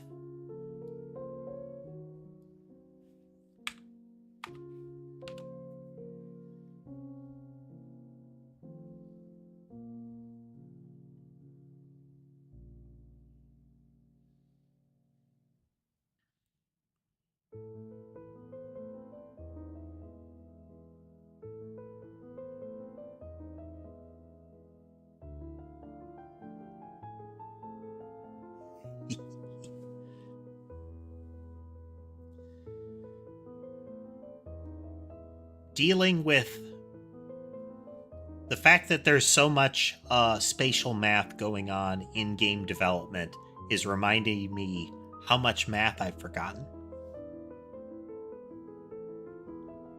Okay. So we're just going to go with crude vectors for the time being.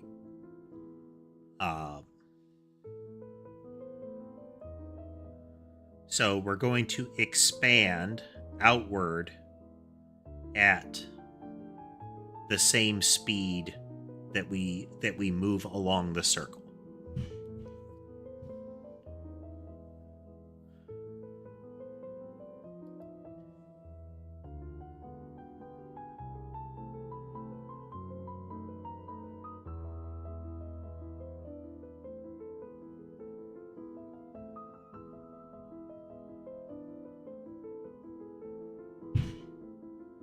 So the first thing is we need an outward force. We need an initial outward force that is going to default to the target or target direction.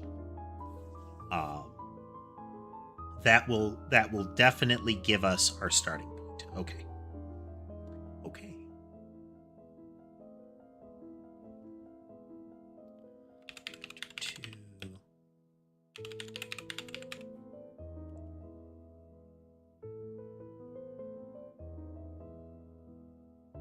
We're going to say from entity.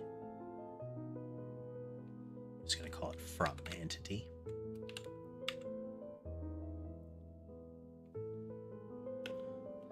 Equal to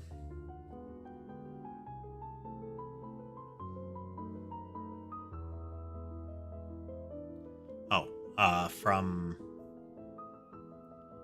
All right, we're just going to start with it being our.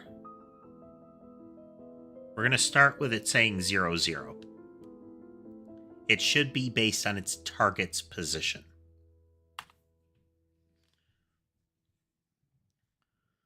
But lacking a target, it needs to set itself to its origin.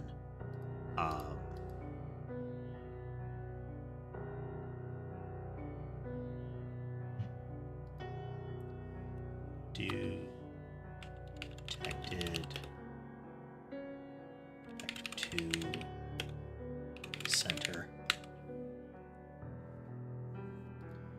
All right. Center is either something that moves or not. It's if I have a target entity, center moves. If I do not have a target entity, it is whatever position the entity is in at the moment that it determines it.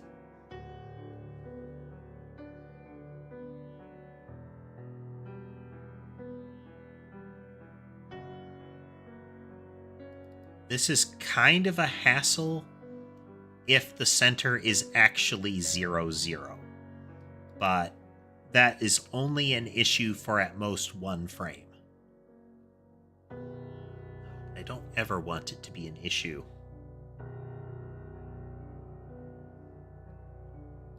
Okay.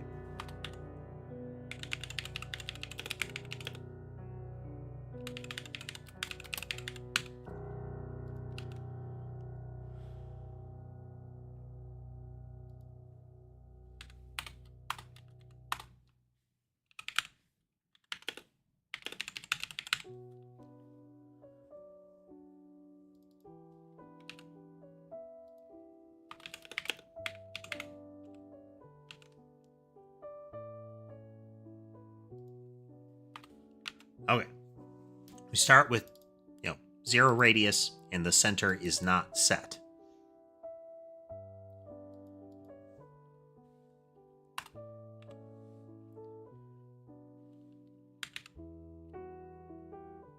If targeter dot entity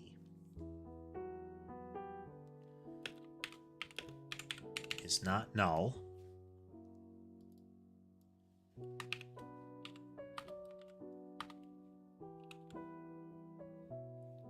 center is equal to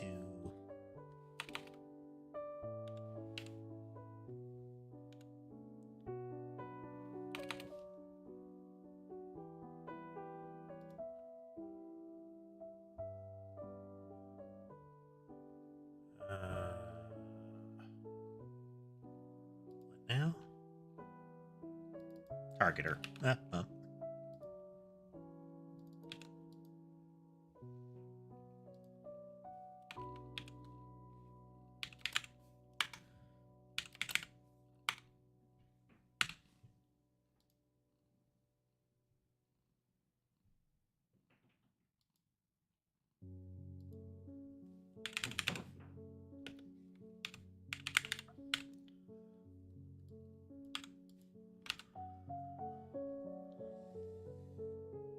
Okay. So If there is an entity, we override the center.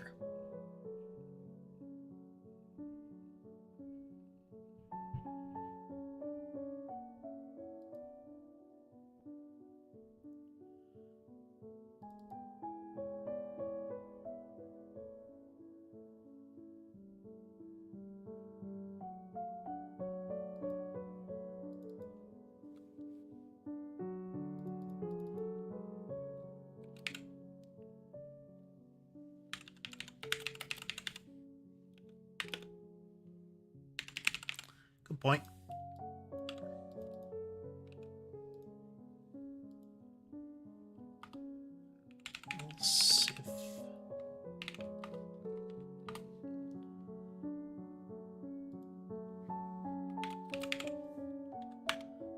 Not center is set.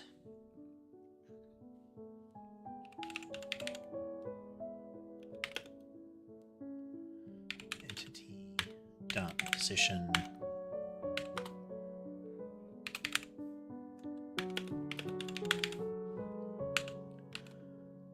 All right. If there is a target entity, then we are going to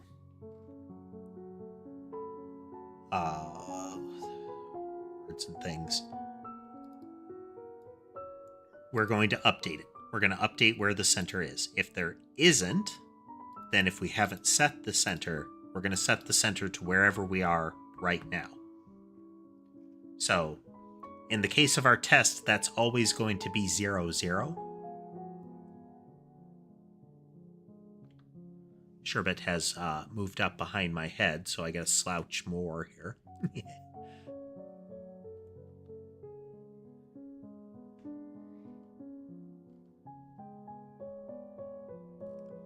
Alright, so we have a center position. This is relevant because that's going to be what we check our 0, 0 can be the center. For the purposes of our test, that's going to be the center. Because there won't be a target entity and it's going to spawn at 0, 0. So this will be 0.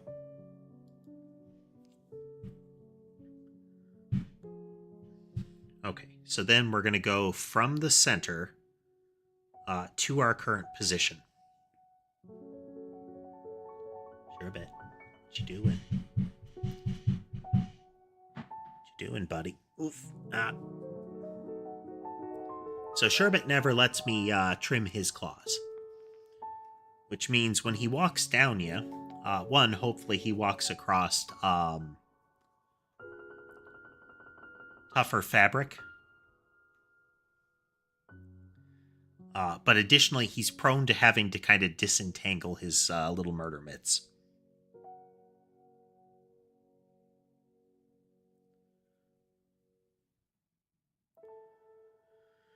But this is relatively rare. He has walked down across me from my shoulders and is letting me give him intensive scratches. So he gets intensive scratches.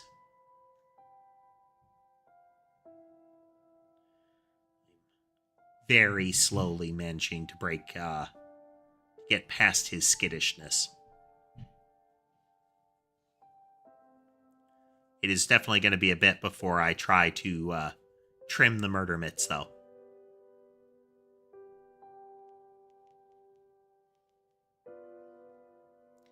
I haven't, James. What is the hole in the cardboard box trick?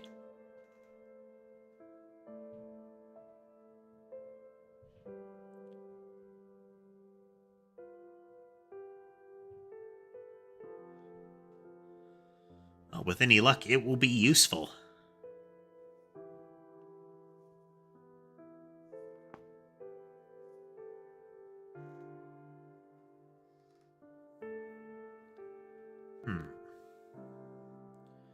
Okay, so we need to draw... We're going to draw a line from the center to the entity, to the object that is supposed to be circling. We are going to get the length of that vector. first we're going to apply our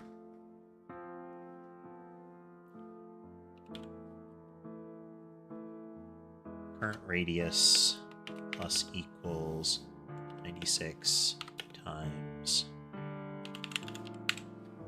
For those that haven't been watching for long here, 96 is previously was what we called 1 square. And the reason that's 1 square is that is a 16 by 16 tile at a scale of 6, which is the scale we use so that everything is not super tiny on the screen. My tracking is really flaky today. 1 second.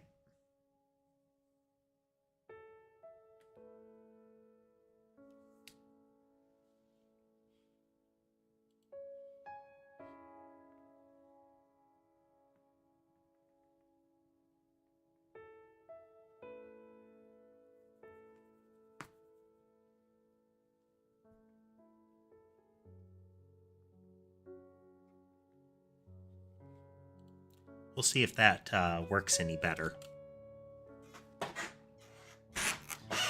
But not looking great. We'll see. We'll see.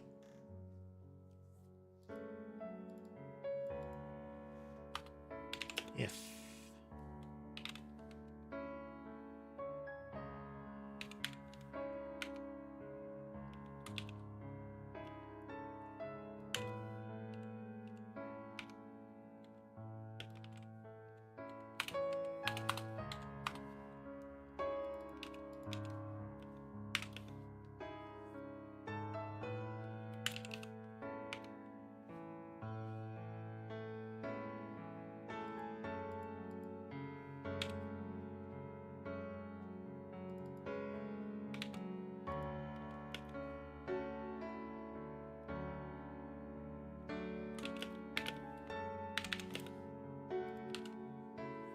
okay.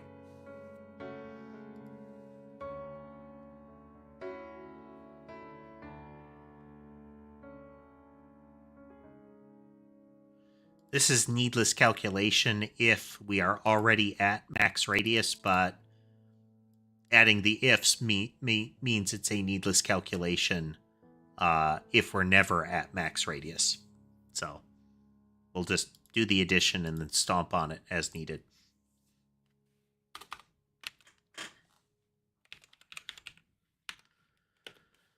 Vector 2.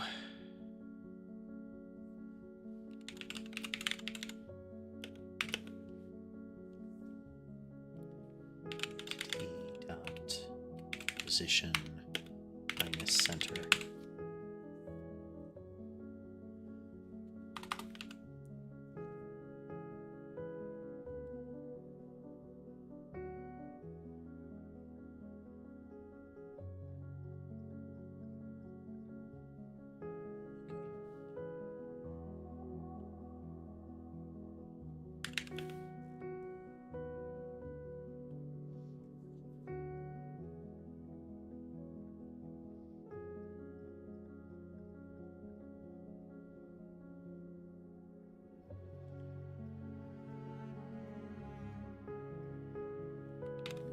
If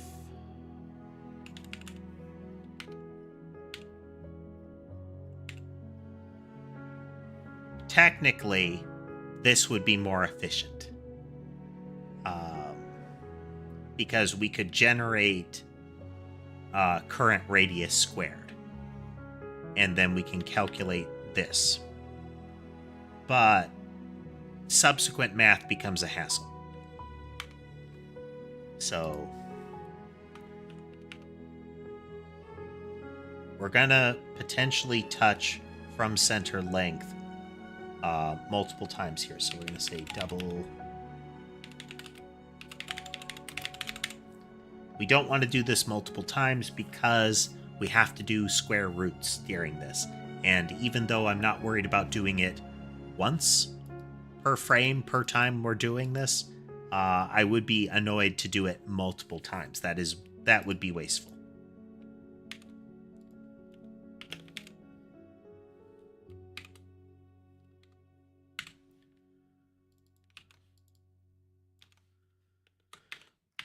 equal current radius. We are not where we should be.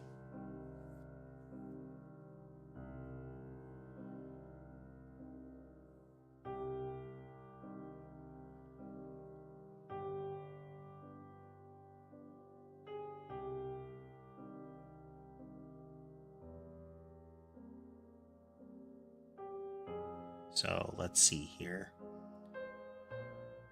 We have a default speed of 96 for this purpose.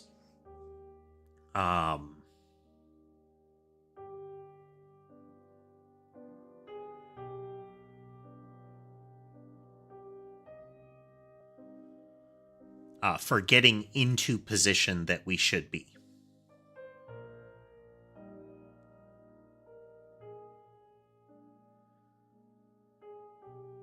That matters if the object is well out of range of its target.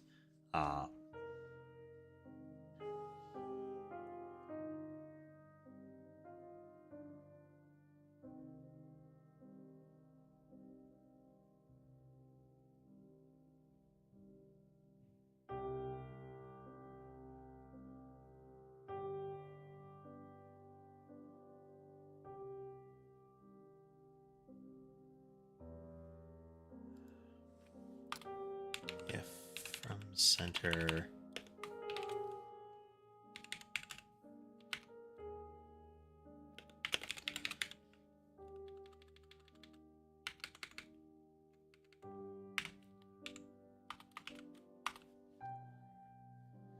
Okay, so we're going to check this. If it's 0,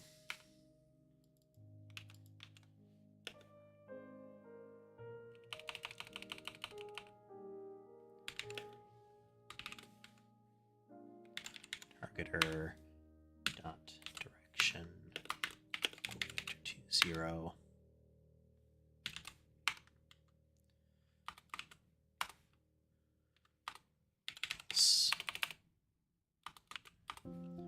Okay, so if we don't get a vector from center, that means we're right on the center.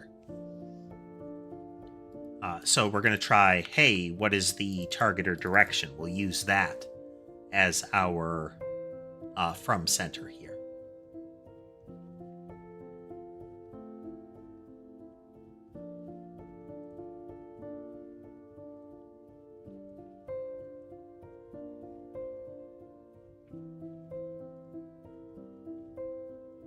And current radius will never be 0 at this moment unless delta is 0. Delta should never be 0.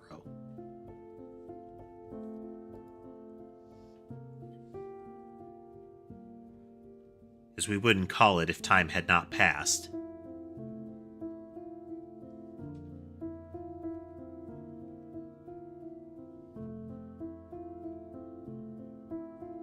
Thinking.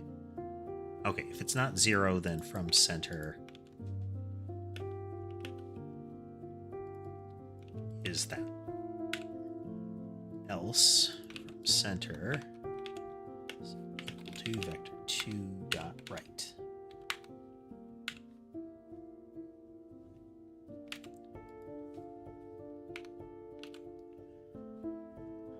All right, this is the maximum distance that we are going to move along from center.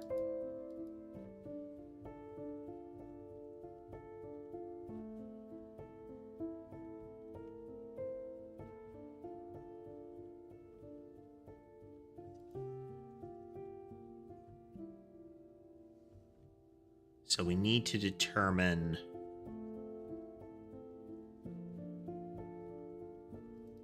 these two are not equal.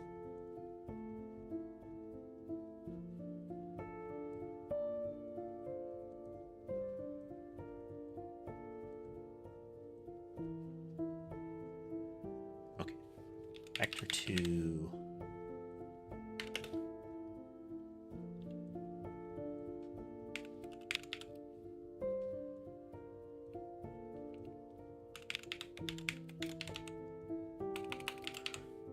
move to edge is equal to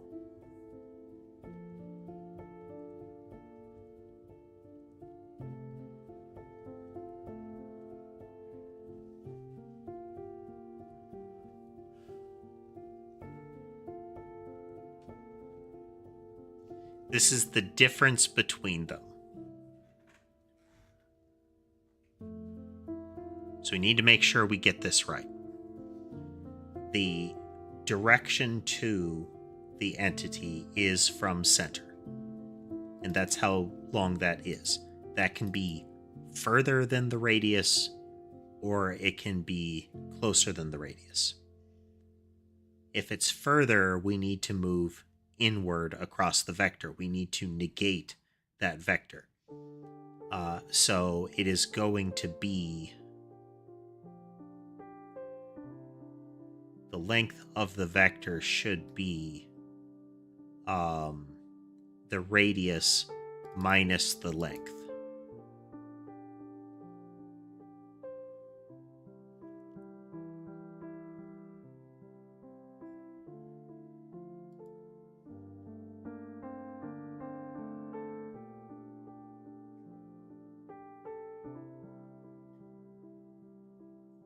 You don't want to just snap to that position. We'll deal with that in a moment.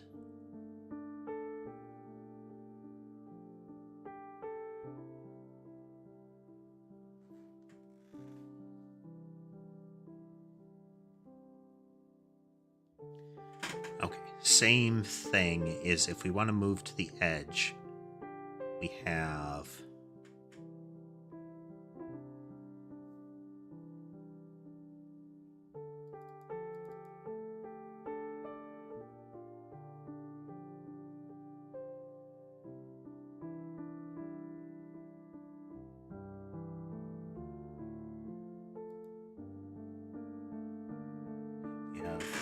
entity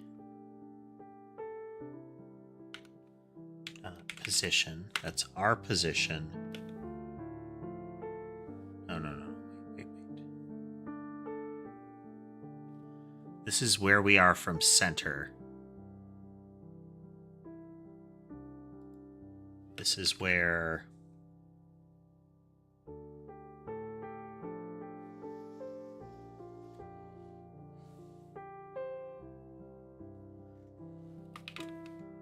center plus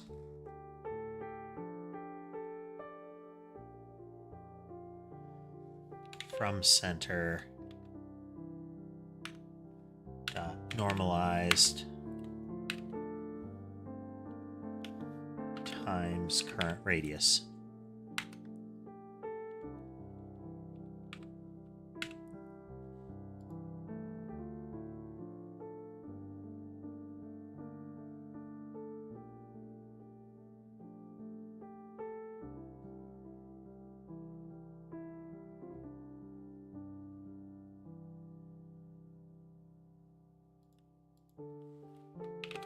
As a float. Okay. This is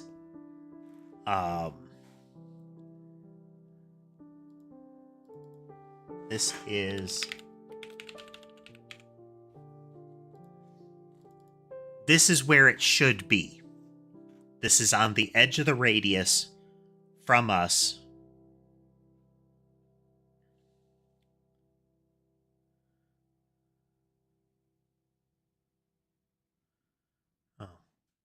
No, we don't care about this.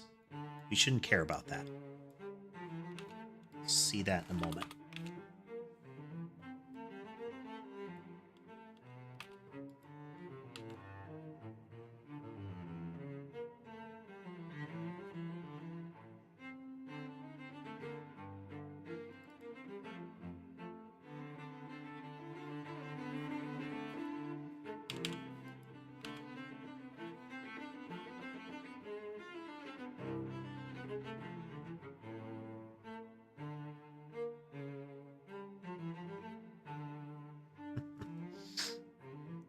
Okay, so this is the point on it that we are currently at.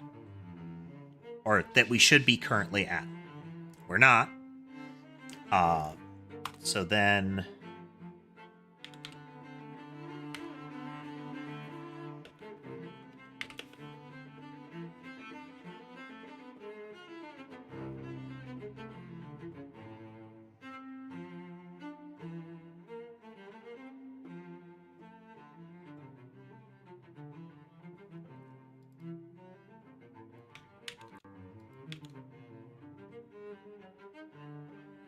Okay, so this is out from the center. We're going to rotate it. You could just rotate it right.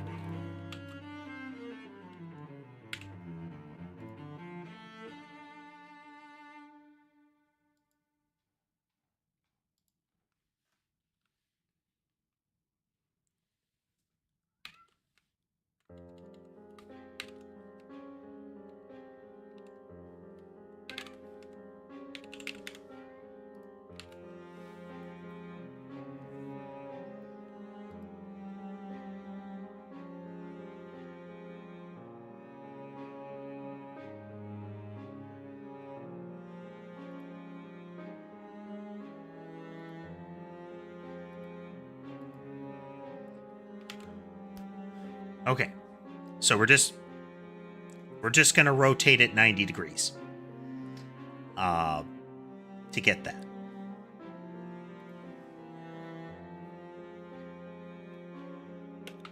Times 96 times delta.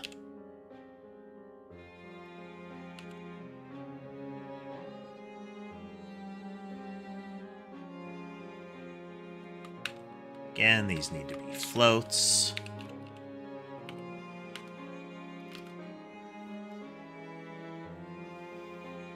We're keeping a lot of this stuff in double form because a lot of it, by default, in the C# side is a double. We're only translating them to floats when they need to go to the Godot side. That is a loss of precision. Shouldn't ever be an issue, he said. All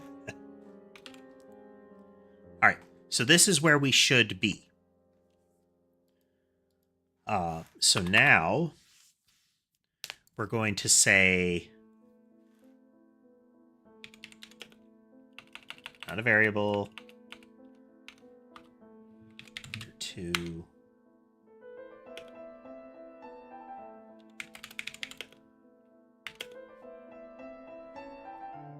Okay, so it's edge position minus entity dot position.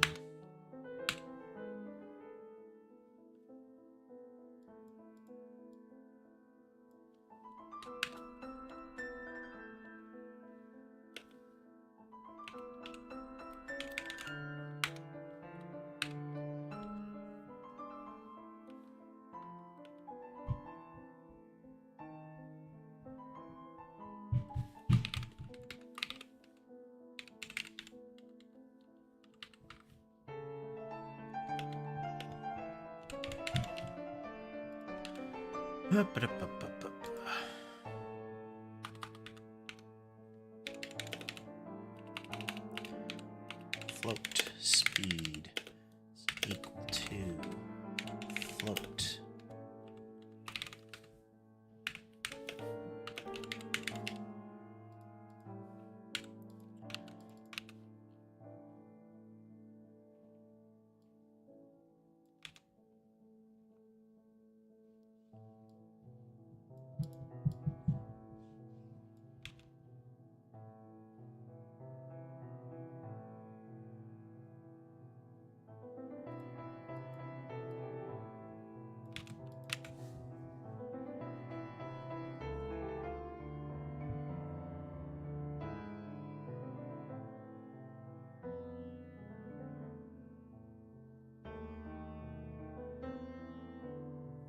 Okay, first.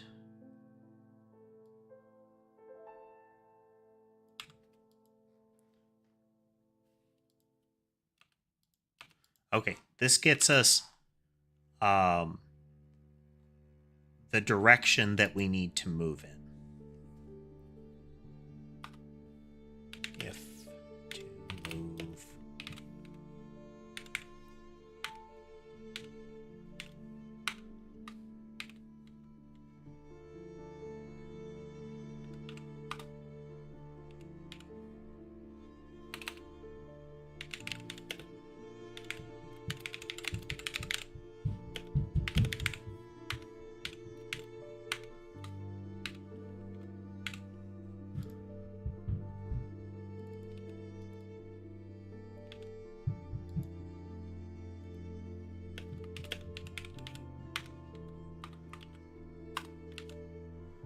Okay, if we don't have to move the full length, then speed is equal to...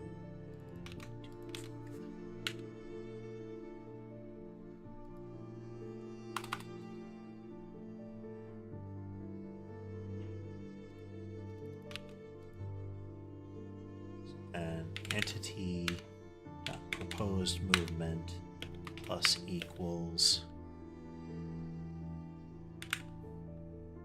to move normalized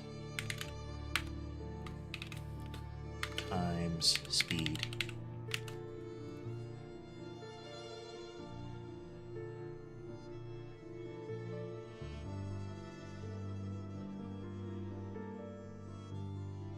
Okay. Let's get this thing loaded and we'll see if it works.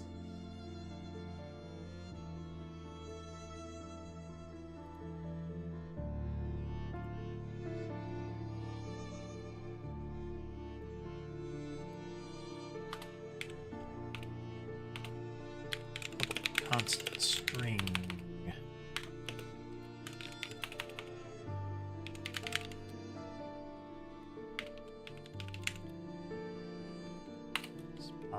Roll.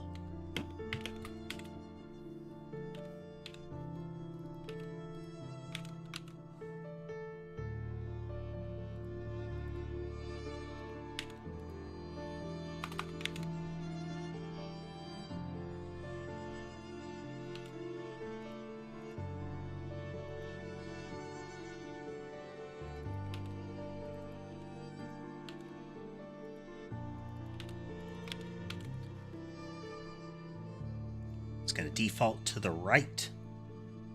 And then we'll move out from there. Let's see here.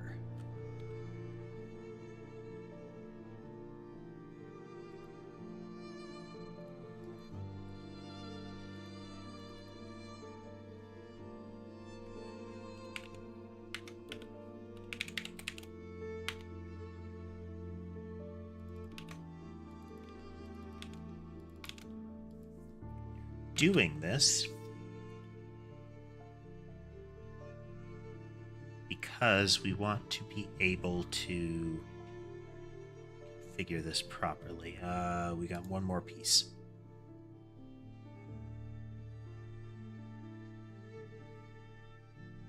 Nope, we should be set. We should be set.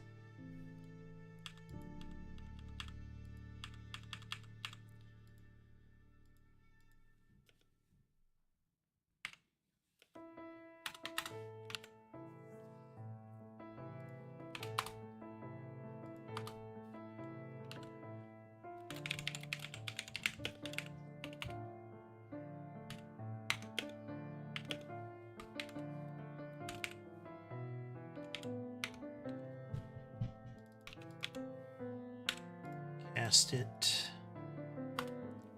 Its radius is equal to spiral dot max radius. Current radius. Spiral dot.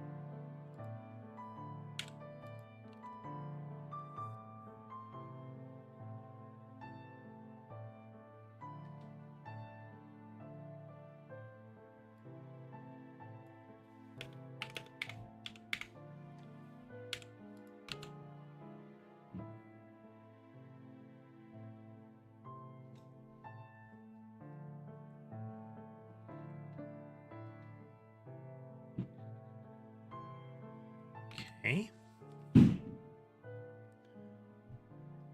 Hello, Sammy.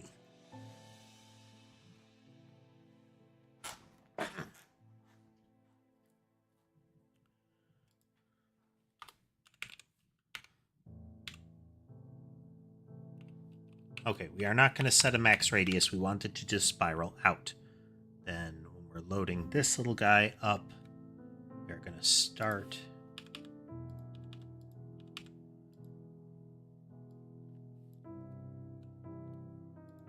that.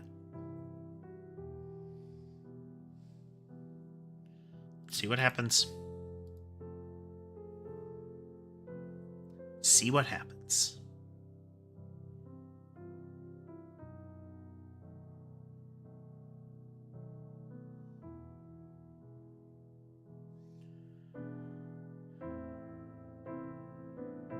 Well, it's doing a thing.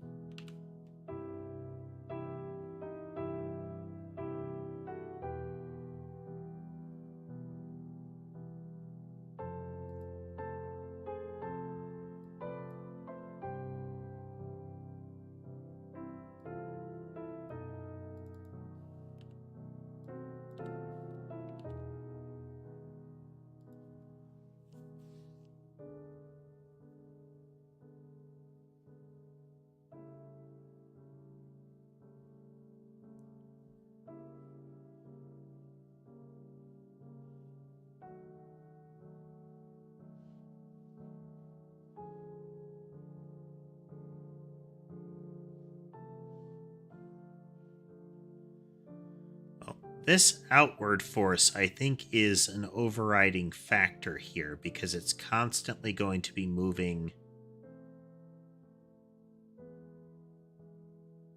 We should be getting a push upward.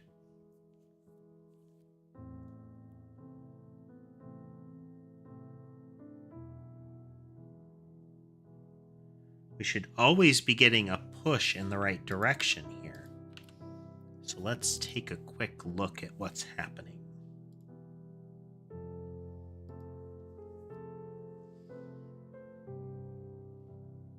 In this case, there's no gate. We've just got the base behavior. Because I wanted to see what would happen.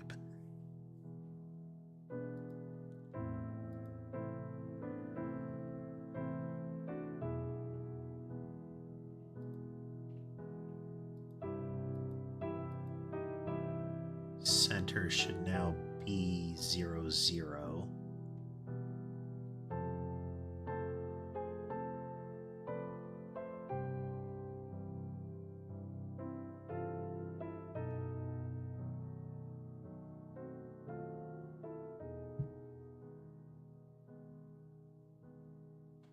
Yeah.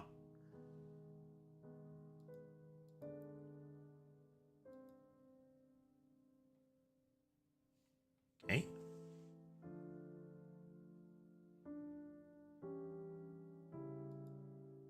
Skip that. From center.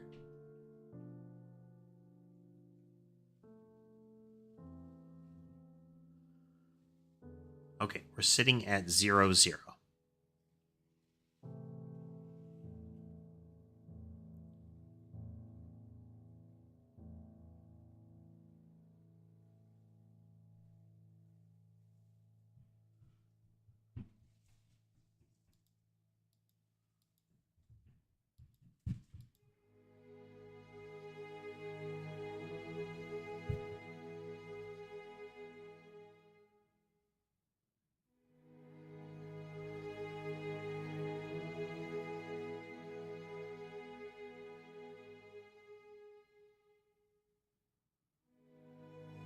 Hello, Yuki.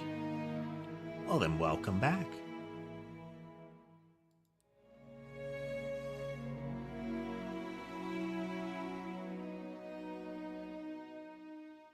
Okay.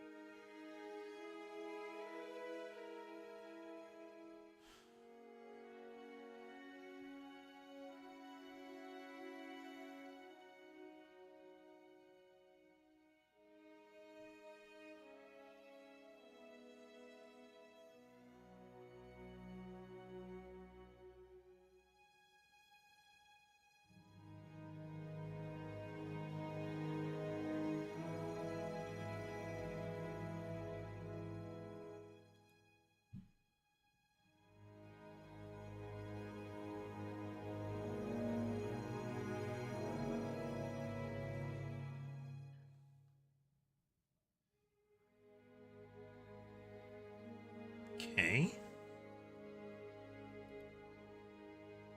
Coming around again.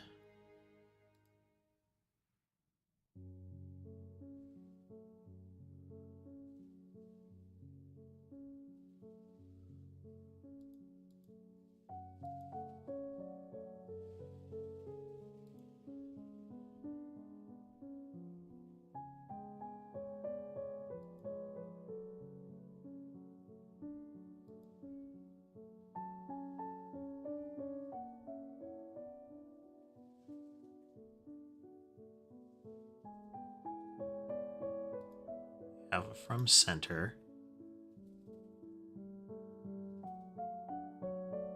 Going slightly further out now.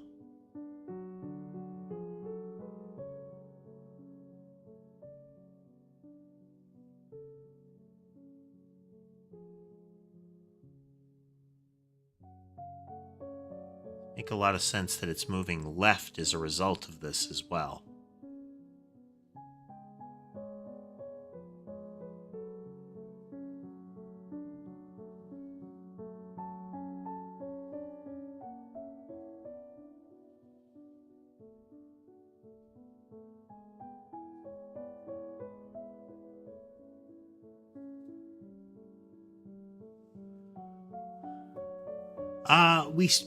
We recently went in and did 2 major revisions, Yuki. We switched over to C#, wildly improving performance, and now we're adjusting the way that we perform movement.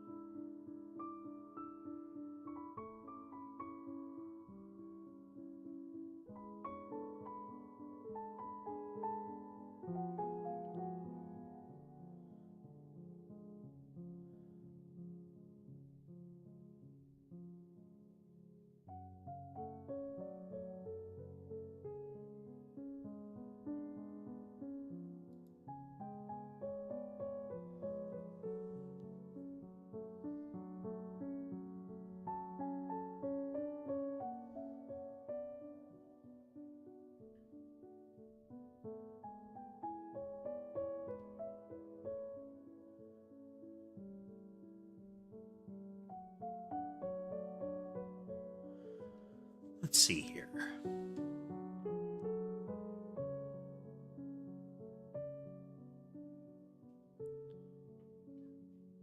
Oh, this is why.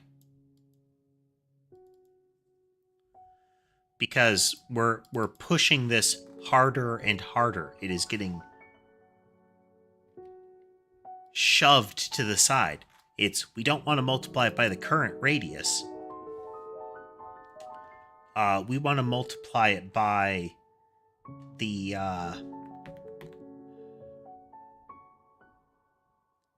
maximum change.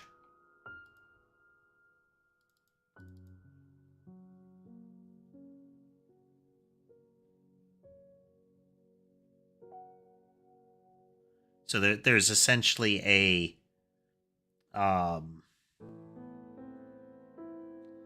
there's a speed to the edge that we need to account for here.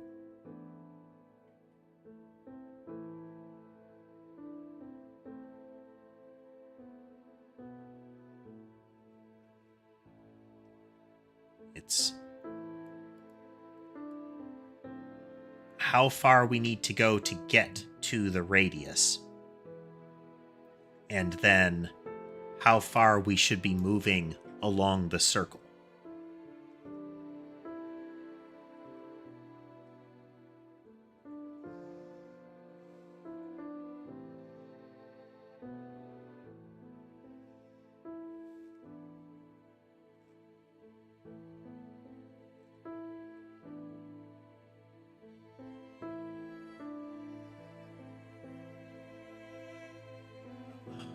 One second, be right back.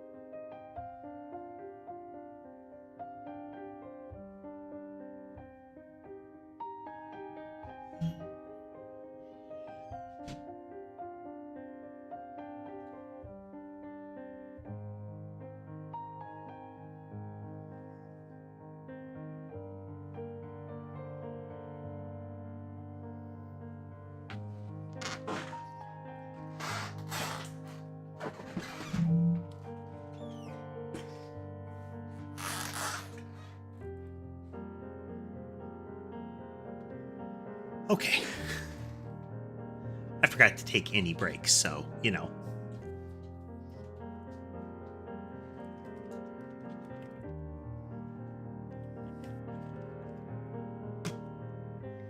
Okay. So, as I was saying, we have a couple of factors. Our actual speed. This part is correct, I think. This is the part that says, all right, how fast am I moving along the circle? This technically isn't quite right. The longer delta is, the less accurate it is. But given the performance that we're seeing, shouldn't be a problem. This is the one that is wrong. This should be a special speed. This is, again, this part right here. Same for the radius.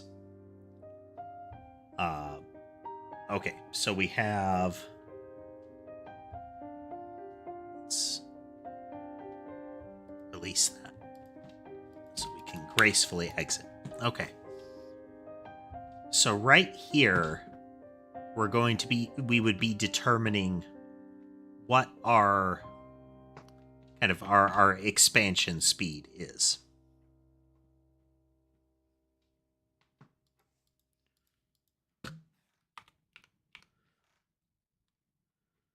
So double last radius to current radius.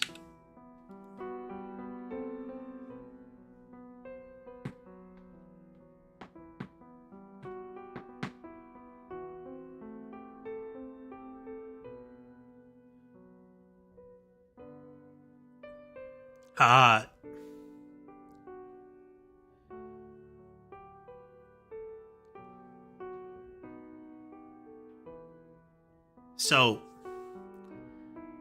the trick with that is, James, we're not just spiraling, we're spiraling at a point, and we're spiraling out from that point as individual movement. So if we were just spiraling, not adjusted by anything, that should work. But as soon as... Yeah, it's orbiting or spiraling from a central position is where things get different.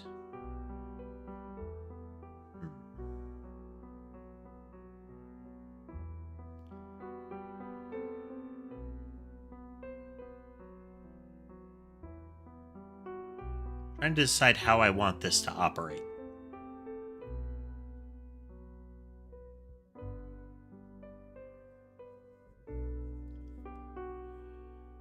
So the way you're describing it could be fine.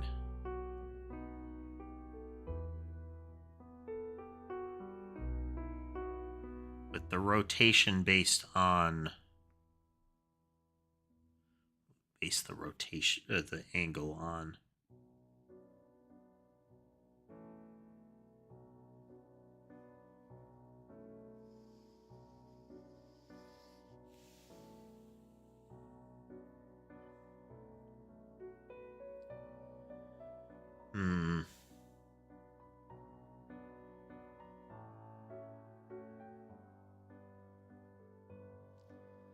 That should definitely work.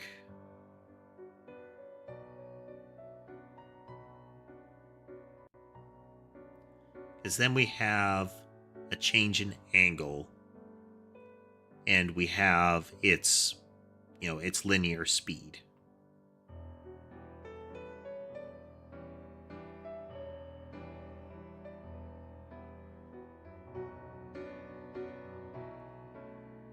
How would we translate that into orbital motion?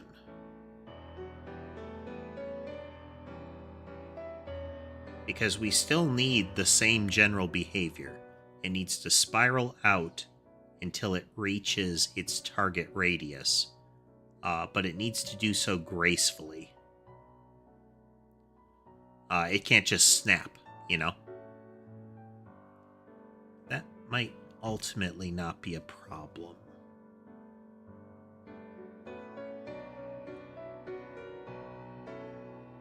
Because we could just have it be a tighter angle.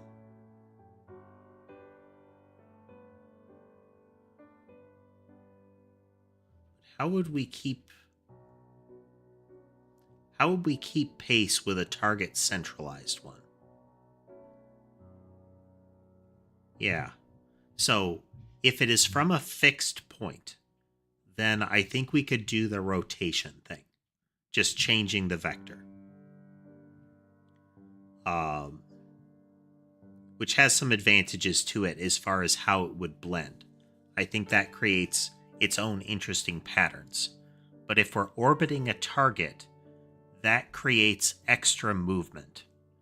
That is, we're not just rotating in place, we're trying to rotate towards that target as well. And we need to move there in a pattern that matches kind of how we'd be rotating anyway.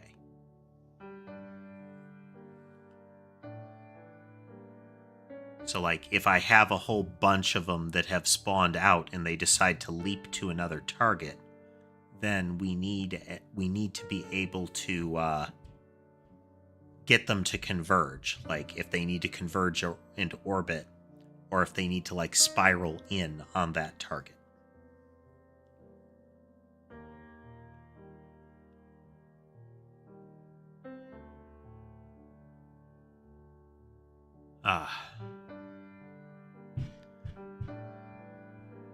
That also removes...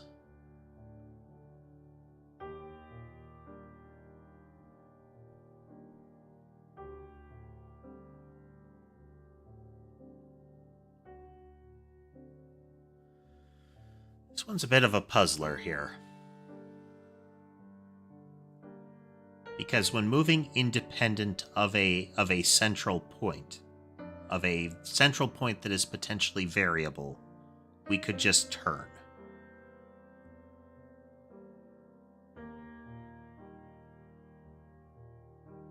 Could we accomplish it otherwise, though?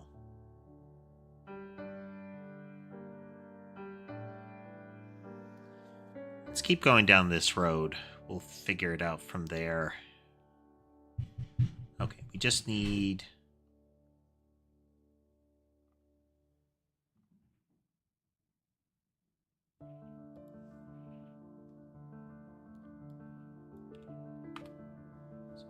double...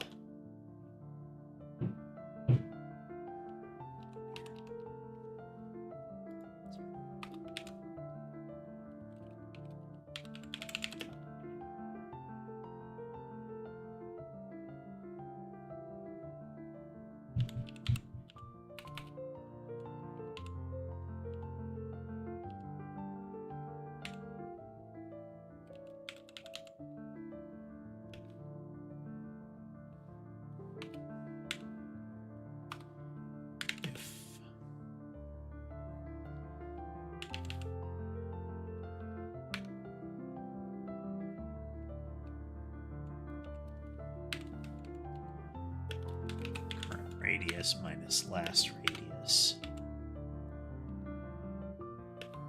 is the speed.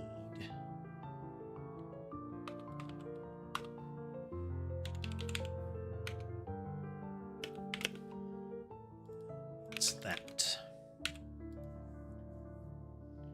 This is kind of the velocity limit on towards the edge of it, towards our point of rotation.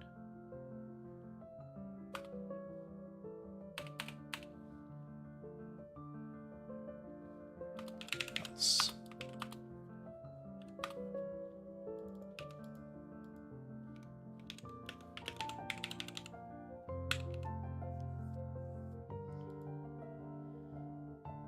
Okay, So this is how fast we can move along the edge. So. And then this is how fast we move, I'm sorry, towards the edge, around the edge.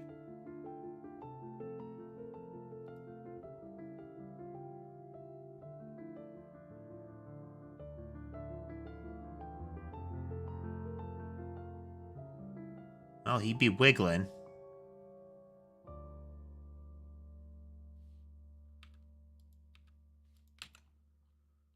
Which makes me think that I messed this part up.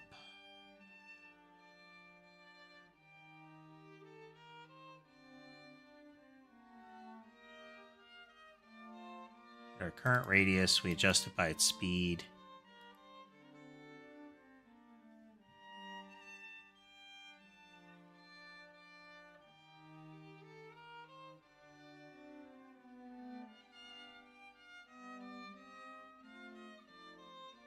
So this is as far as it can move. It could get to the edge. And it will either use... It's either going to use speed or it's going to use the distance to the edge.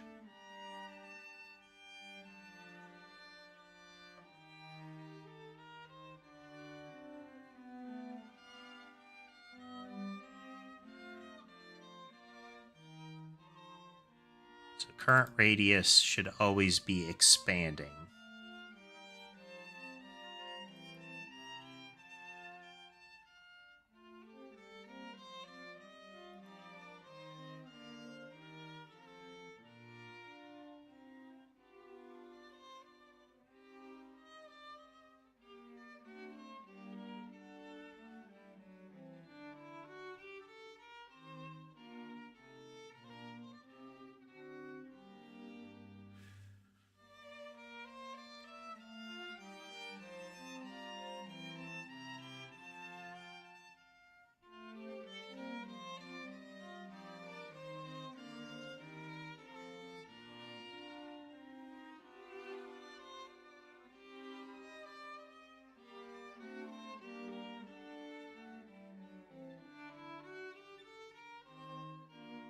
Because this should approach 0 as we get near the radius, but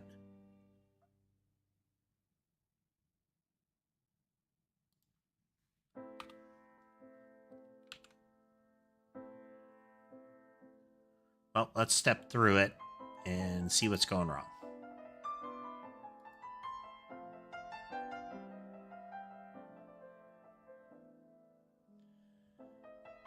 Because the initial turn is off, but it shouldn't be just wibbling in place, because we should have that, again, that push towards the edge that is as fast as the movement along the edge.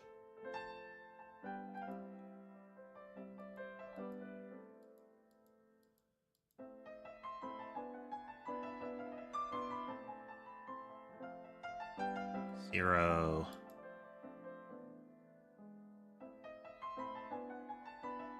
Current radius is now non-zero. Have an outward speed here.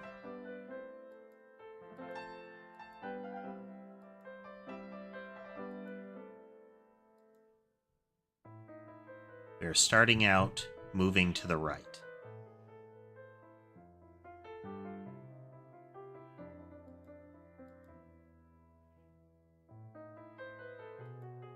Edge position starts out as move to the right.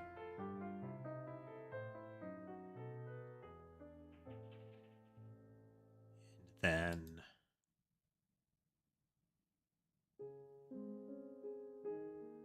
it is right and down. This makes sense.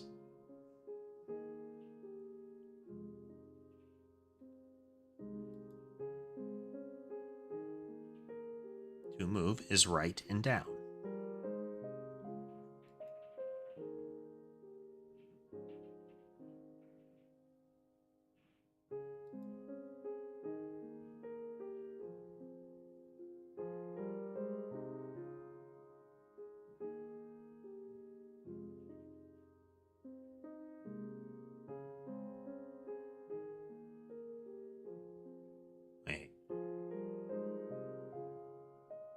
This is already accounting for speed.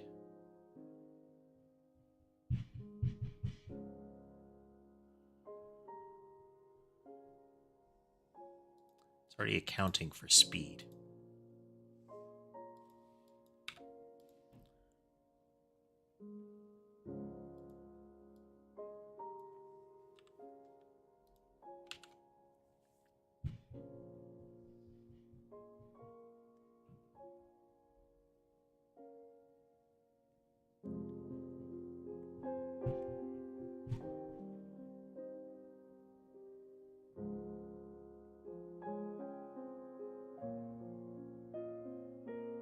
Yeah.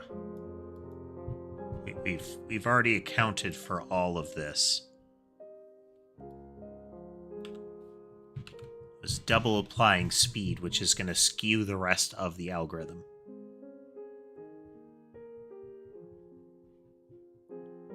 Which doesn't seem to have changed anything. Hurrah.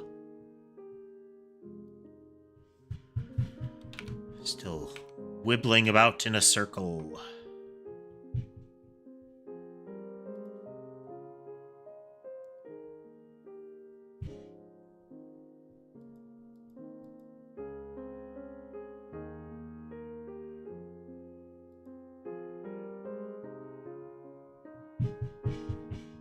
This should apply a quite big vector at this point.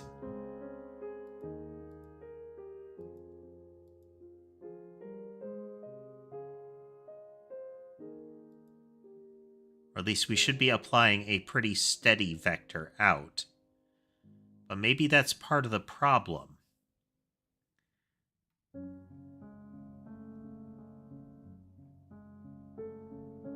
Are we ever going to do that?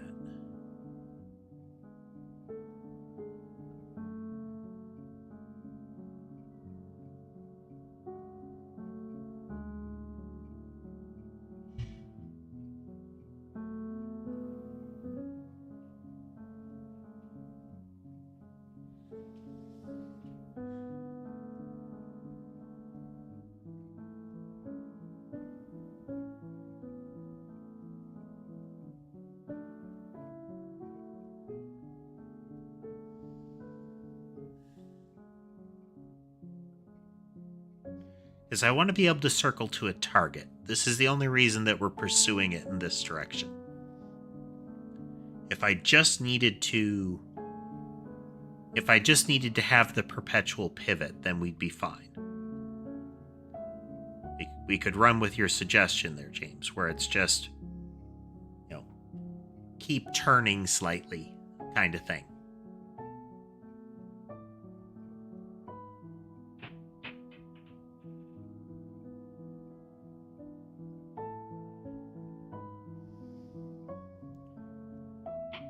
Me too.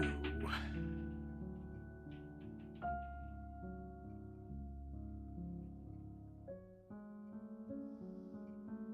is going wrong with this?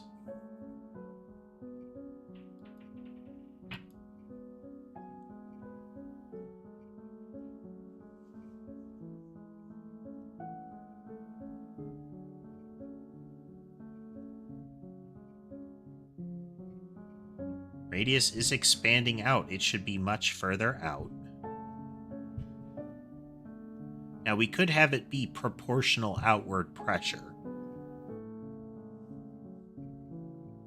But I feel like this should still be working.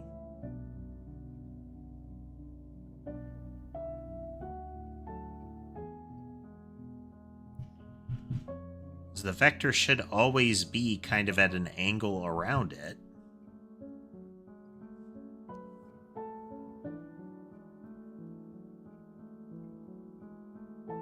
But we might need to come up with an increasing outward pressure to keep forcing it further. Like a, kind of like a lerp motion, you know?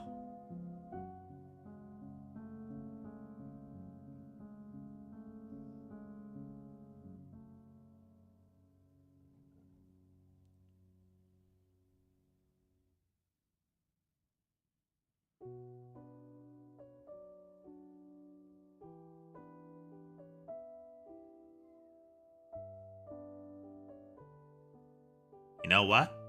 Let's roll with that. Let's roll with that.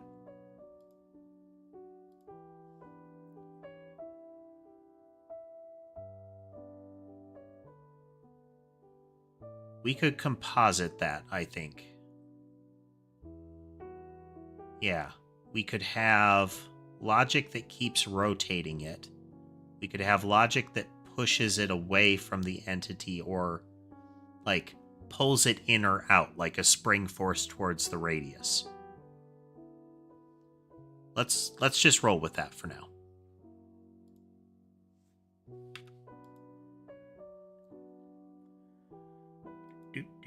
Do.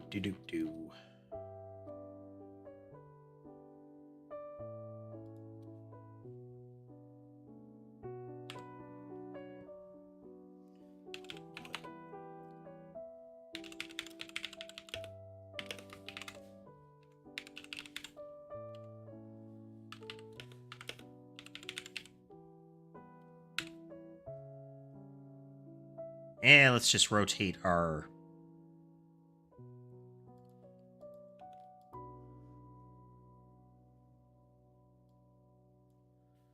Well, we'll get there. We'll get there. Because we do want to add this.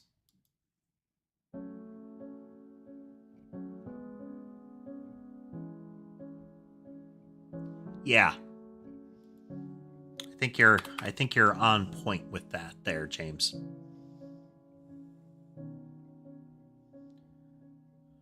Okay, so we have vector 2.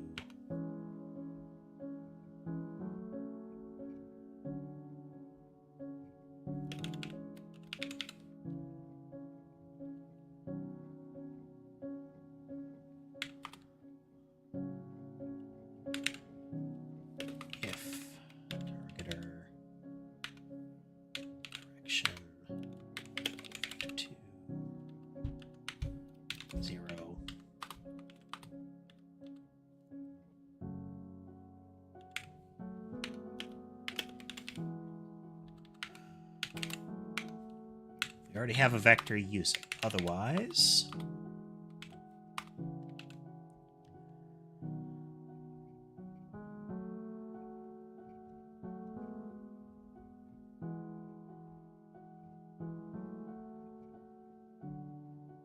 need to verify how we do targeters here. Let me take a look here real quick.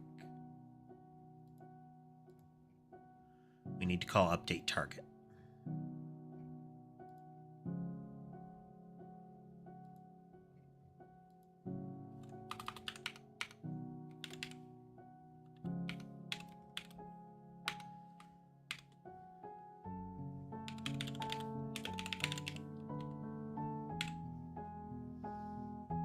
All right.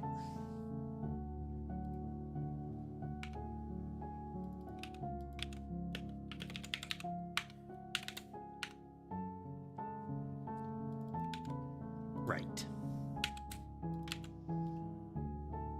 Okay, if the targeter gives us a direction, otherwise we're just going to say move to the right is the vector we're dealing with.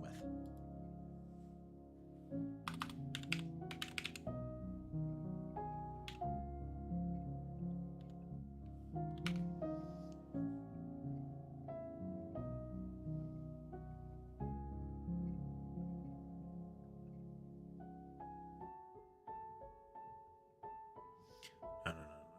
Okay. 3 stages. If proposed...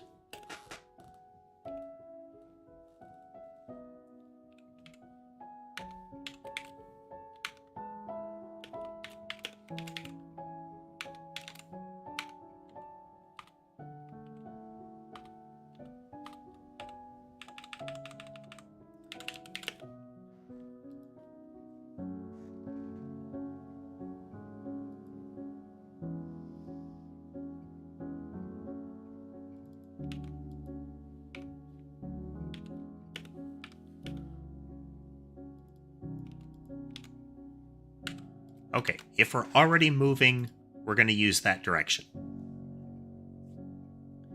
If we are not already moving, we're going to use target direction. If there's a target direction. If there's not, we're just going to say it's to the right. No, that still doesn't work.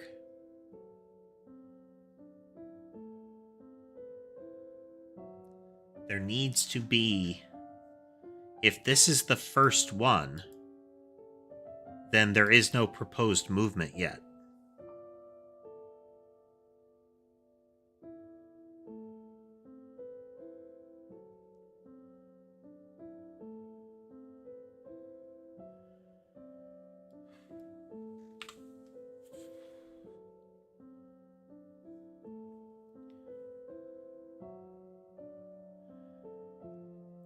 So if the spiral is the very first one, we still want it to be moving. We could store off last movement. But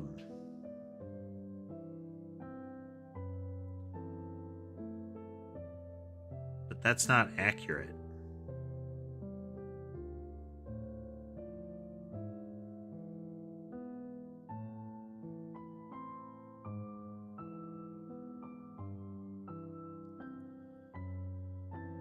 We do need a facing.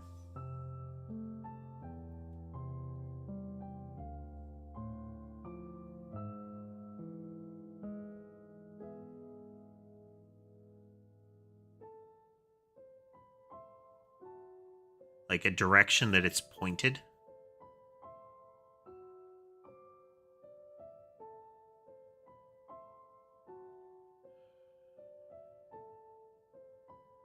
That should ultimately be...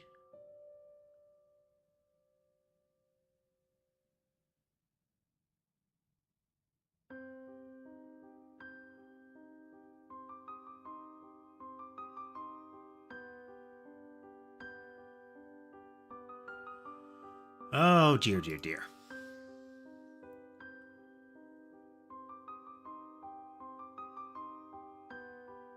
The problem was if it needs to be however the entity moved last if we want to have the steady rotation. It can't be the direction that the spiral moved last, otherwise we're going to... Well, it could be the direction the spiral moved last. We could store that off. It means the spiral is, after it begins, independent of outside stimulus, though. As soon as it's moved once... I mean, we could also have it's like, oh, there's no proposed movement. I will initialize it with my last motion.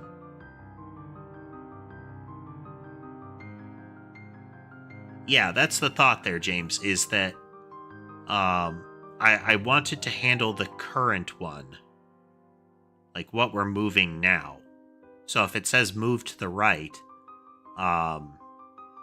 the prior one would apply a rightward angle, and it's going to turn it down and push it away. So we would constantly have that move a little to the right, move a little down, move a little down.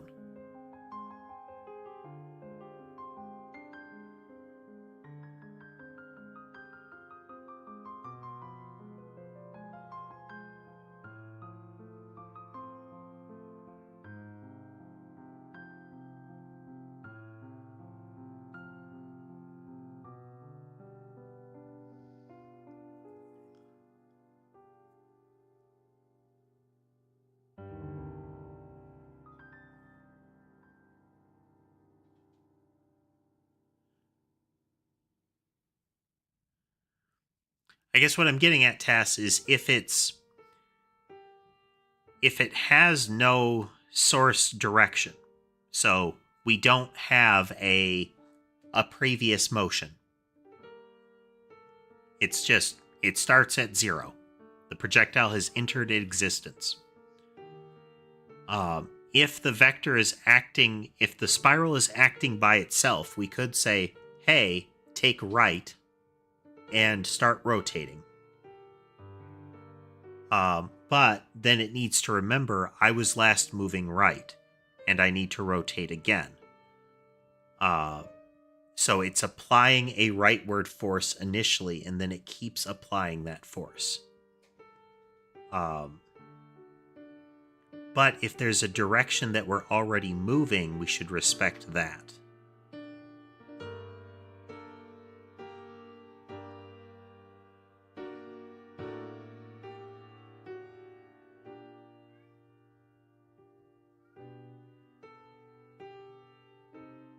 It does not, James. It's the whatever behavior is first is the one that supplies that motion. And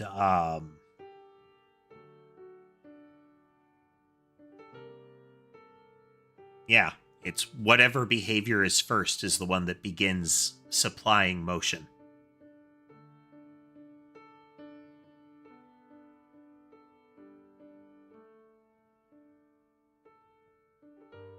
Oh.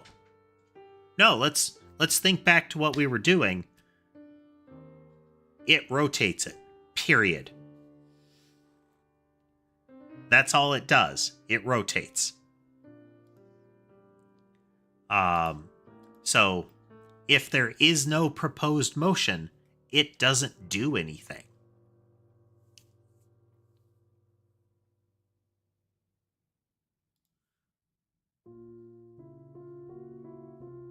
Doesn't care about the target or doesn't care about anything else.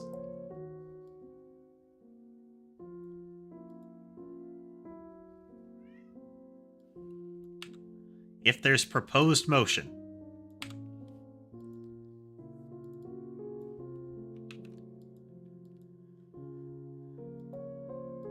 then vector 2 is that.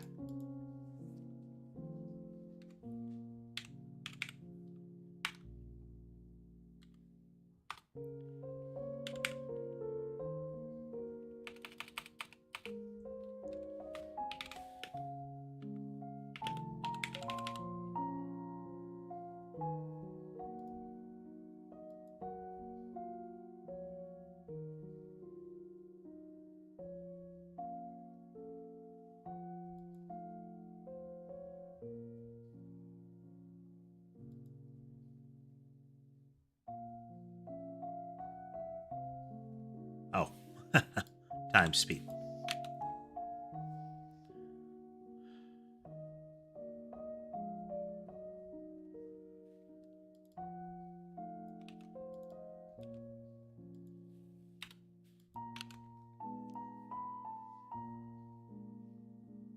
Okay. Rotates it, adds a push. Rotates it, adds a push. Well, that's what we're about to do.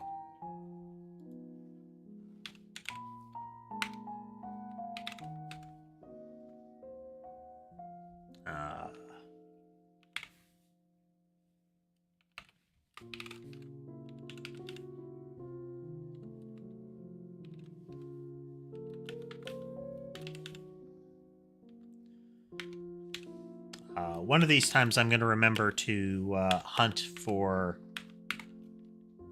where the degrees to radians is hiding in the C interface of Godot.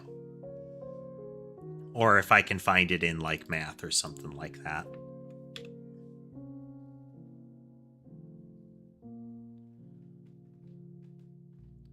But for the time being, times pi over 180. Ultimately, I suspect that's what such a function would do anyhow. Okay, then what we do with this one is we put it after move random direction.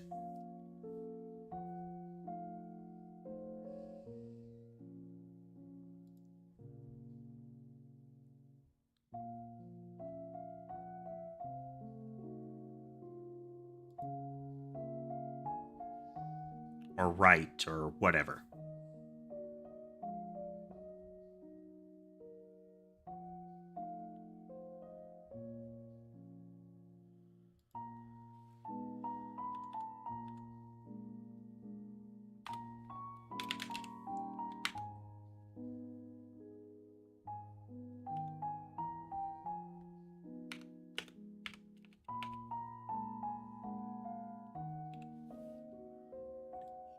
W at the beginning.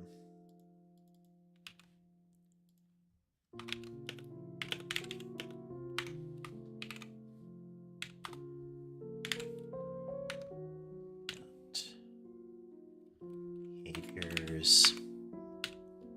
Add.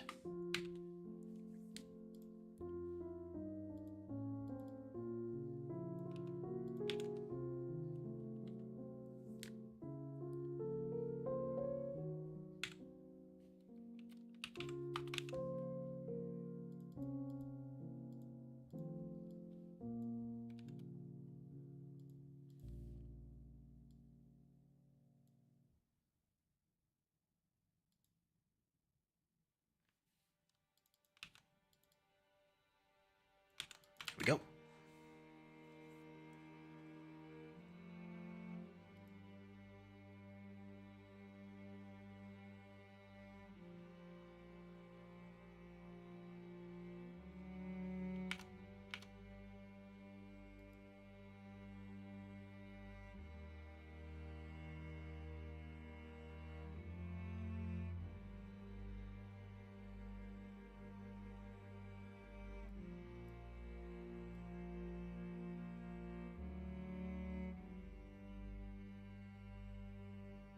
Oh. We need to...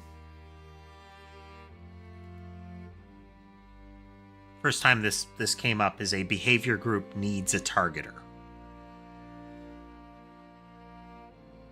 It doesn't actually need to be anything, but behaviors have to have targeters. Which...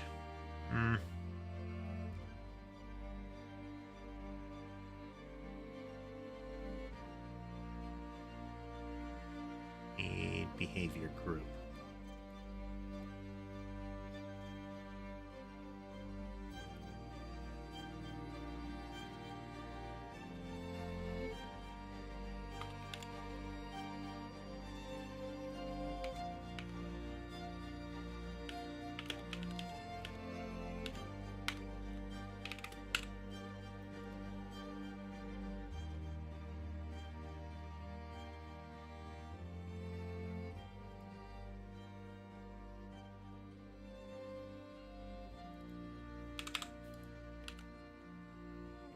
Not an abstract, all it has is a virtual. It can do nothing. Okay. And then a behavior group by itself will... no, we need that in initialize.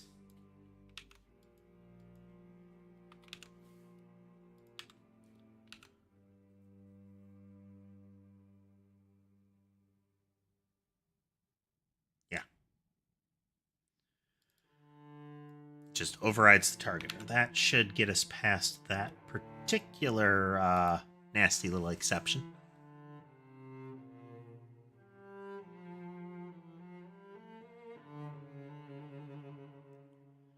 Not quite.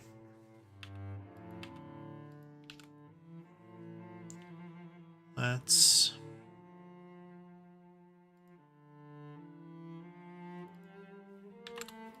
Hard turn.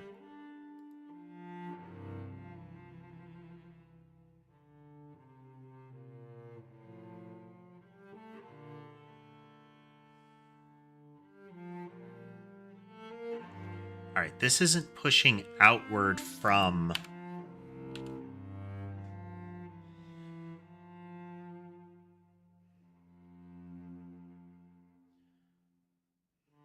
So the combination isn't what we would want here.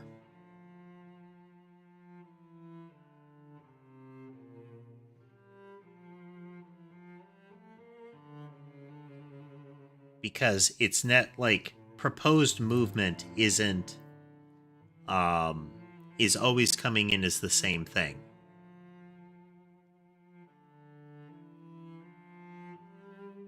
Good point. Let's verify.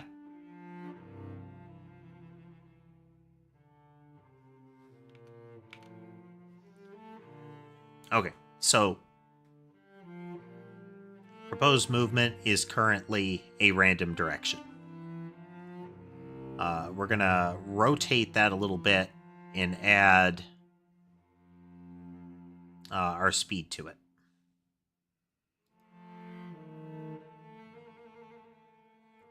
So we have applied a rotation of that vector. But the thing is, proposed movement is always going to be the same thing. In this case, I don't think it's working incorrectly.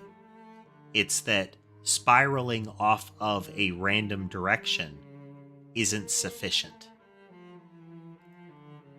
We still need a force outward kind of concept.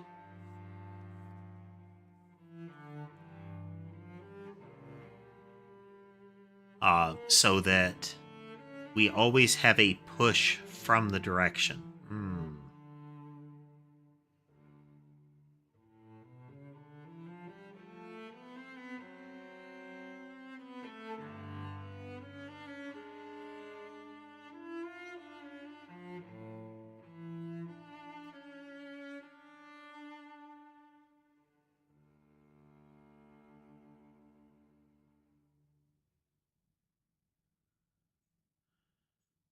Okay, we need to think on this one a little bit further.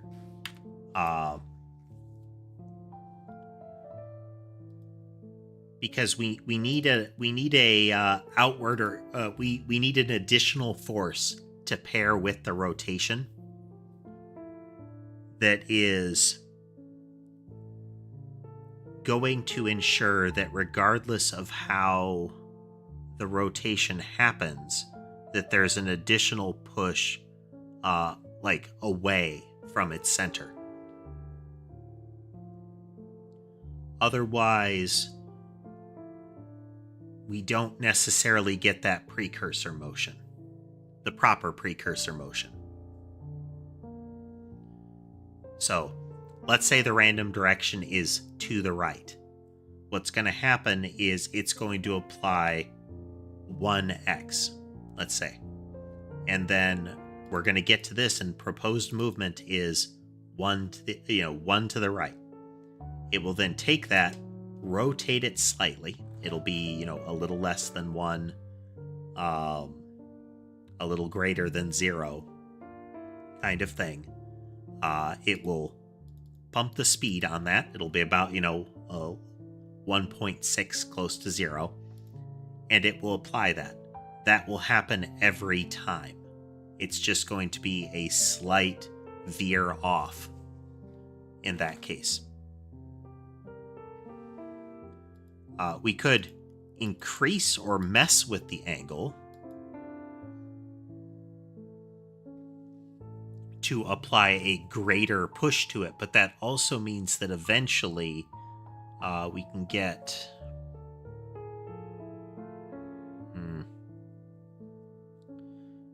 that makes it so that we start to run into problems with like additional rotations, because they can cause each other to like, each individual rotation starts to have a fixed, I'm going to rotate this far kind of thing, which creates oddities. It's not a contextless one or a stateless one, We want them to be as stateless as possible.